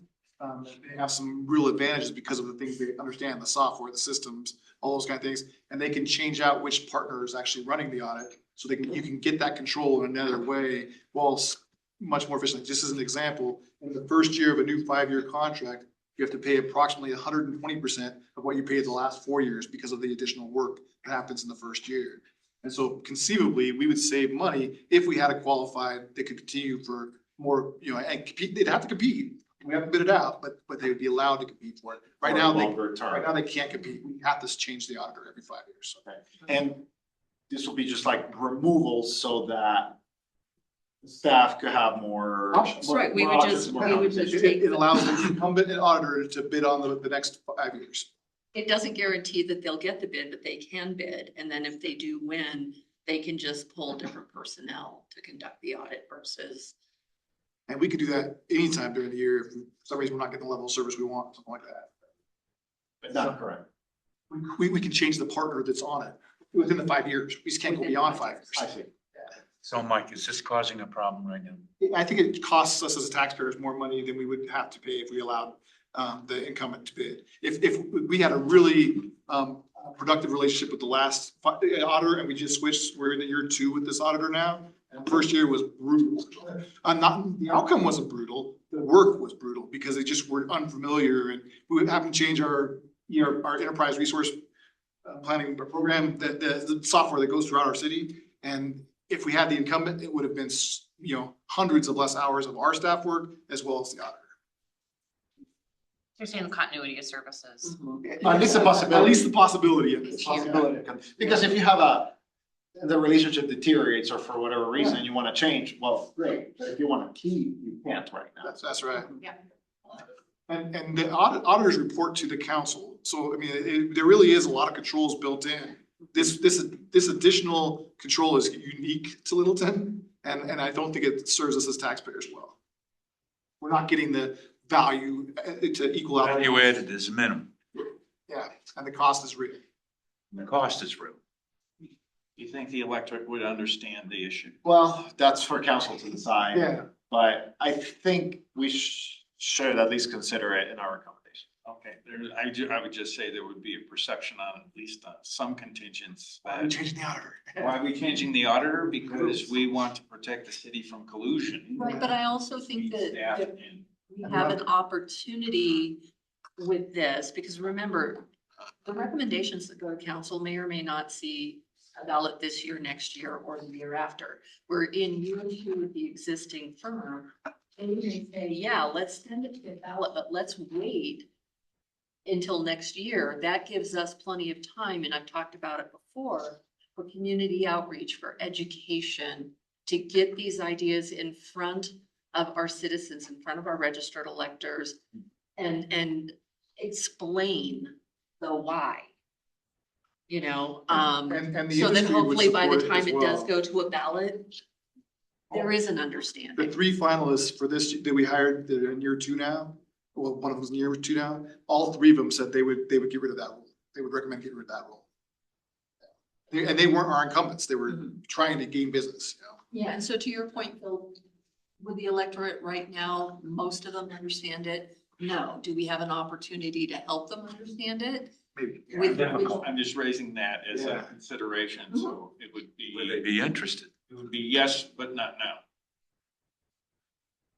Do we award, is this both IT audit as well as financial audit? This is just financial audit. Security is part of that, but it's just financial. So yeah, that's our way it's awfully fair. Should we retake this topic for future consideration? Yes. 3, 4, 5, yes. How many do we have? 9. We had more than, Yeah. we had enough for me to put yes, is what you're telling me? Yes. More than that. Thank you. Article 4, moving along, recall. Another good topic.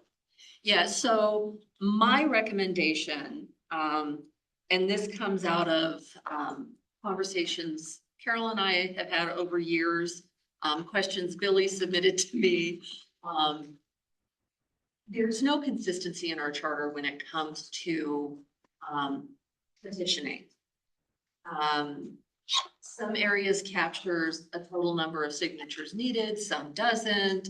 Some talk about the amount of time to circulate, some don't, some of that's in the code.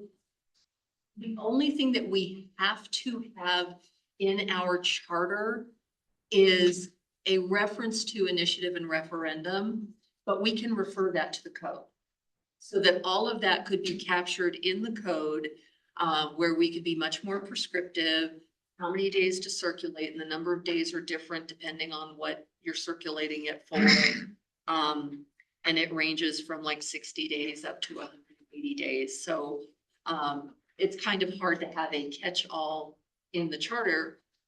The other thing is sometimes those things change in statute, and if we tie ourselves to statute in the charter and statute changes, we're out of compliance again.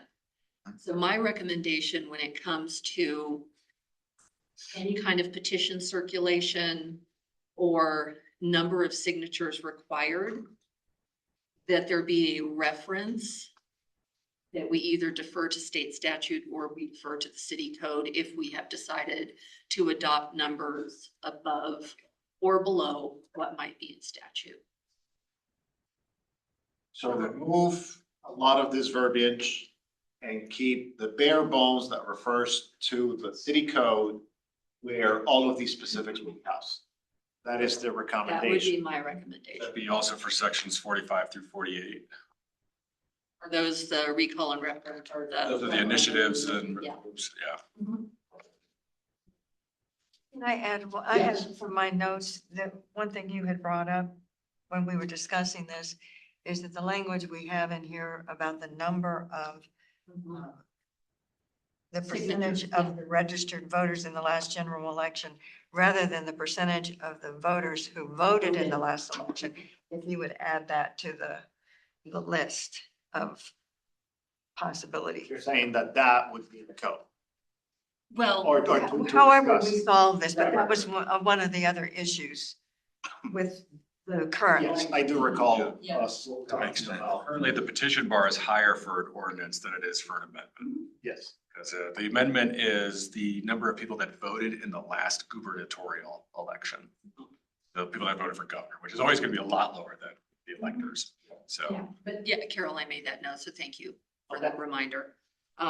So is this something that we want to come back and look at consolidating, anything that may require petition circulation, number of signatures required? Again, if we lock ourselves into something in the charter, the only way we change that is by a vote. Yeah. Well, the flip side is, I mean, just to play devil's advocate, if we put it in code, I mean, we could do first and second reading in April and they could say, oh yeah, we can do a recall with 25 signatures. I mean, again, you can laugh, it would be ridiculous. No, I'm not but laughing. you I'm could- thinking back to January She's 7th. remembering. And, no, and where if there was something, I think if our registered electors felt that there was something that they saw as egregious or an egregious, like land grab kind of thing, I can guarantee that we would have a council chamber full of angry citizens. We would have a community room. We would have a hallway. So. Council would have to take notice of that. There has to be some element that, Just like like what a you're year. talking about, that has to be in the charter that protects those kinds of things, so that if you have a rogue council that wants to pull the rug out from under the citizens, we protected the elements that are important.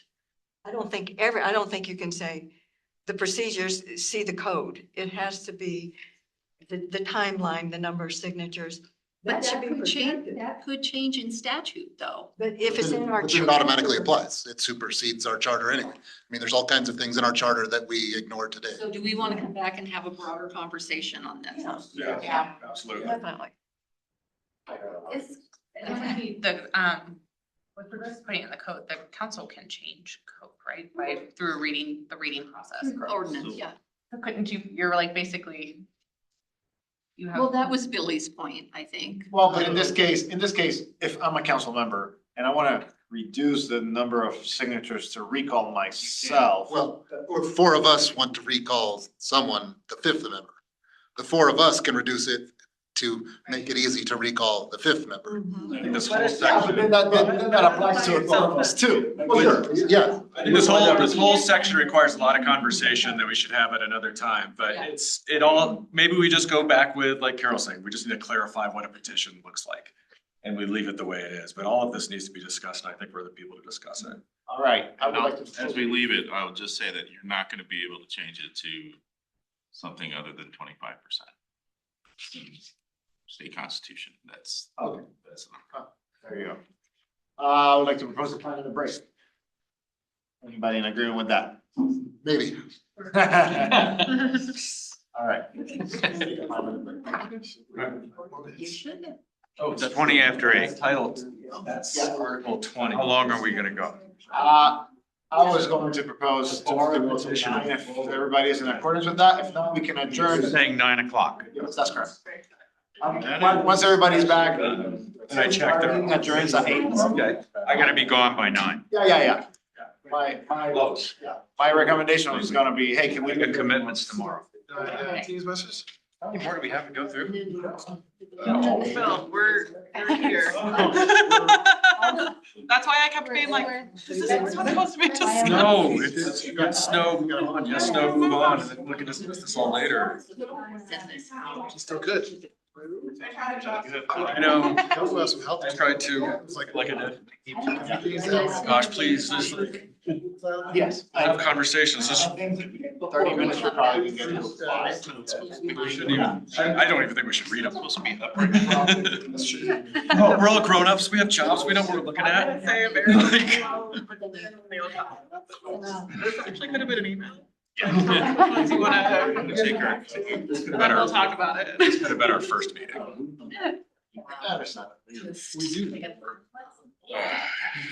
little bit of candy? I don't like setting goals and then not following them. I have questions. So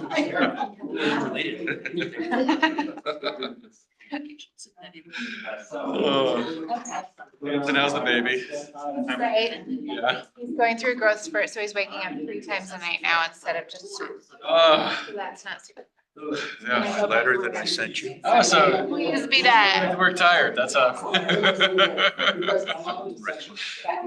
in the like, all the smiles. Yeah. I know, but I mean, How old is he now? Months, okay. letter. Okay. Okay, I would like to make sure that I have all of y'all's permission to go until 9 o'clock. Is that fine, or do we want to? 8:45. 8:45? I can't do that. That's fine, I'll then. go 8:45 as well. Yeah, 9's too late. That's okay. It is. That's fine. 9:30, we had a plan. 20 more minutes. All right, let's do it All then. right, let's go. 8:45, everybody in accordance? Let's do it. Okay, Article 5, we did not have any. Keep going. Emergency ordinance. Well, if- So the first Charter Review Committee recommended removing levying taxes, incurring indebtedness and authorizing borrowing money, did not go to the ballot. Language was unchanged. And this was just to remove it, correct? Yeah, Yeah. they wanted to remove that language. It didn't make any difference? Read. Well, we didn't have any comments about Correct. We do not. Oh. Yeah, that's not our comment. It's gone. Gone. That's fine. Look at how quickly I did that. So if I can slow us down and go backwards, you just talked a lot about the consequences of interfering with the other city employees. But so I had questions on section 37 about the folks who should recuse themselves, and there are no consequences for not doing that.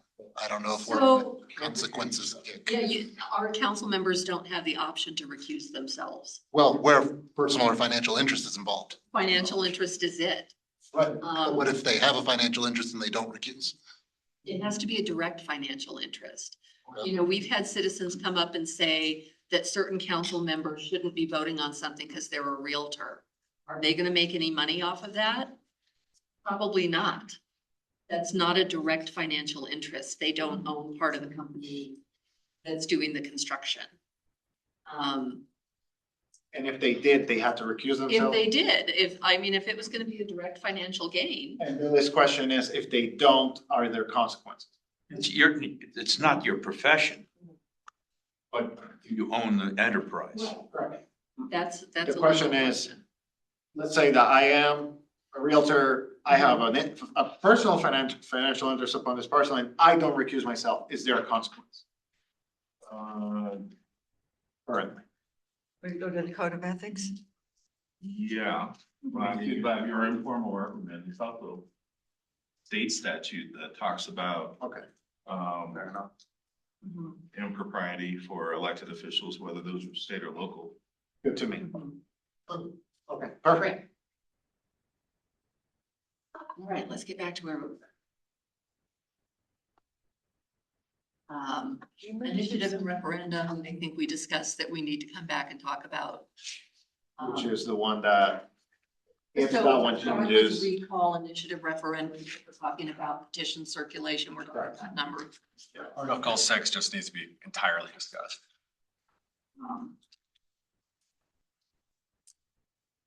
You got it. Okay, into city manager. So there was a recommendation regarding absence from the first one, did not go to a ballot. This is generally, so if the city manager is gonna be absent for any reason, the city manager appoints one of his deputies That's what I was gonna to say. be acting. I mean, that's just standard. So we haven't officially Yeah. It happens. It it's happens, just there is language that a there. process. And you know, this may have been at a time when all we had was a city manager. We didn't have a deputy city manager, those kinds of things. This one, Staff recommendation. yeah, and this had to do with, the Sefron. We're working Right. with it. Right now, we have it in the code. Yep. Correct. But. And we you know, also- Like to Carol's point, what we do is not transparent, you know? The way we interpret this is that the charter provides a floor for severance, not a ceiling. I see. Yeah. And it hasn't always been followed. Well, we, like right now, it's negotiated in the contract and and it has to be at least that much, but it could be more. And it is more right now. Yeah. So if you wanted, you know, to improve the transparency of the charter, to have it be consistent with what we're actually doing, you know, changing that language, whatever you want to, might be helpful, but is it substantive? I don't know. Like a fair. Is it meaningful? Yeah. To amend. To implement what they're doing, I think that's fine. Just leave it the way it is. Yeah. But that's what it is. That's what you're talking about. We wanna see if there's appetite to Does anybody change have it, or are we appetite to fine? repeal, amend this section? There you go. Okay. So.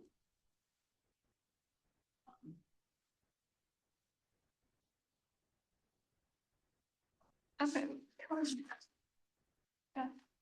If that's not what we're following, should it be that we add the word minimum upon his or her removal? The city You want to manager shall be clarify paid that at a word? minimum? So that, because the way I read this. So if you were gonna do that, Absolute. I would say take it out. If you're gonna touch it, I would say remove it. Really. Versus trying to. Like it.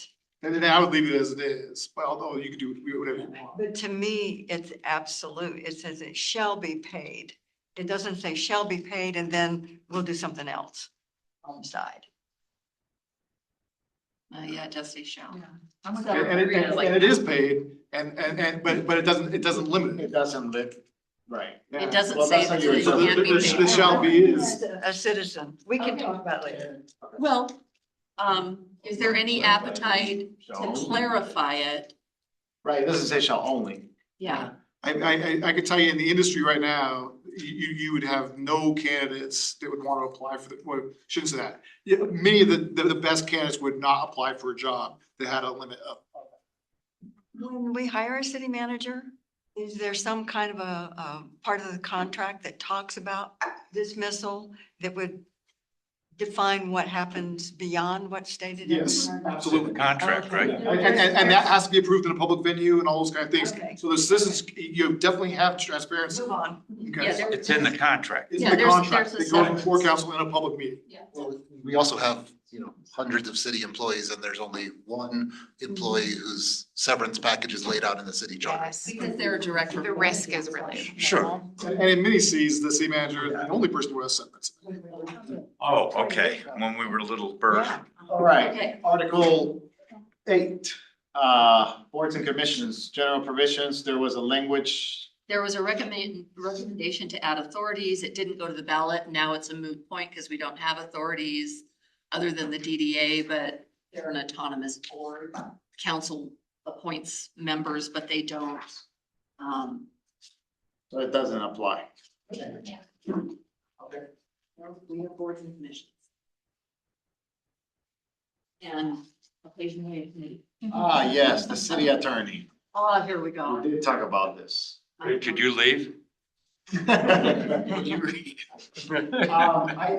remember that said that we should Increase improve, it to 5 Yes. years. raise the amount of years to 5. That was something that I mentioned. I think this is very important. And that we should take out the. So you want to vote for this? Well, I think we should discuss it further. Yeah, like in the future. So.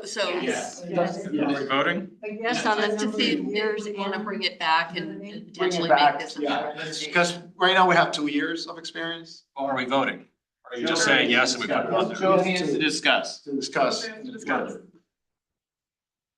For the future. Almost unanimous. It should be a minimum of 24. How many months? It was similar to the severance, it just provides a floor. I mean, and so then, Right. you know, so our council's not gonna hire someone that has 2 years. Well, So- but they could. But they could, because the charter doesn't, the charter should be silent to this. Our council is very informed and educated and makes good decisions when hiring their key appointees. You know? Yeah, and But they might not. but they might not. Yeah, Yeah. maybe. Somebody's kid. Okay. Okay. I mean, Joel's an attorney. I'm not opposed to being hired. I just think it doesn't really matter. This is another one from me. Right, so, Oh, yeah. recommendation that the judge is appointed for a term of 2 years from the date of appointment. This should be changed to 4 years. But I think we also had discussion that the judge gets, it's a contract renewal, right? And I think if we look at historically, our judges, I mean, Judge Feldman was with us for a number of years. So you're saying it's really not necessary then to even think about. It's negotiating. Consequential. in Yeah, I think other it's, areas. yeah. And I think saying that they're appointed for 2 years, again, that's kind of the minimum. So it could be, it could be renewed. They get Be renewed 10 times.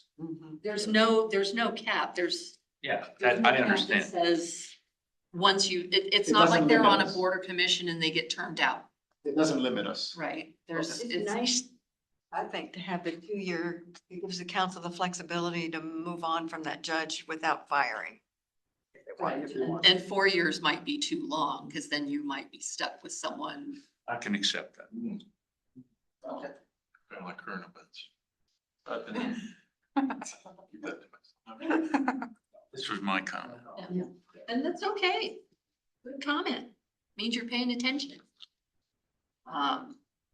Wanted to know why this section was empty. Likely it was repealed by a charter question sometime back in 91. I went back and tried to find, yeah, and stuff, and I couldn't find it, so I could only assume that it was repealed by a ballot question, otherwise it wouldn't be empty.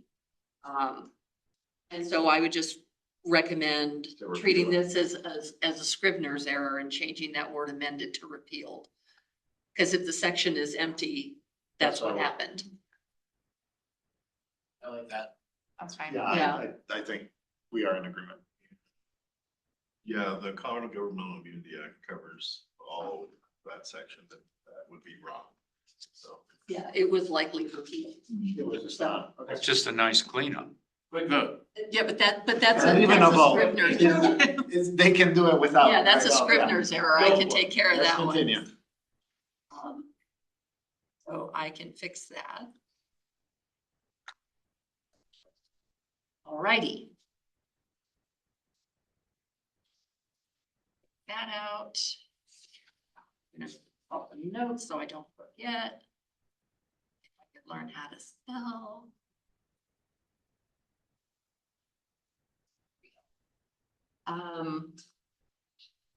So you had a question on bonding. Does this need to be included in the charter? How is it fixed by council? Read. Does this need to be in the charter? Section on bonding.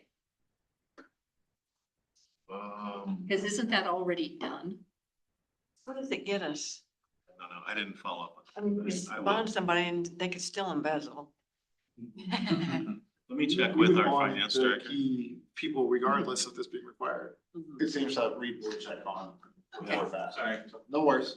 No, I mean, I thought bonding was protecting council from acting on illegal activities performed by staff without their knowledge, right?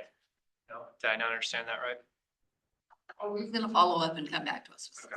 Okay, Which makes sense, right? I mean, Okay, we've got 8 minutes. yeah, and I think we're about to be done because this section Is gonna be is going to beefy. be quite.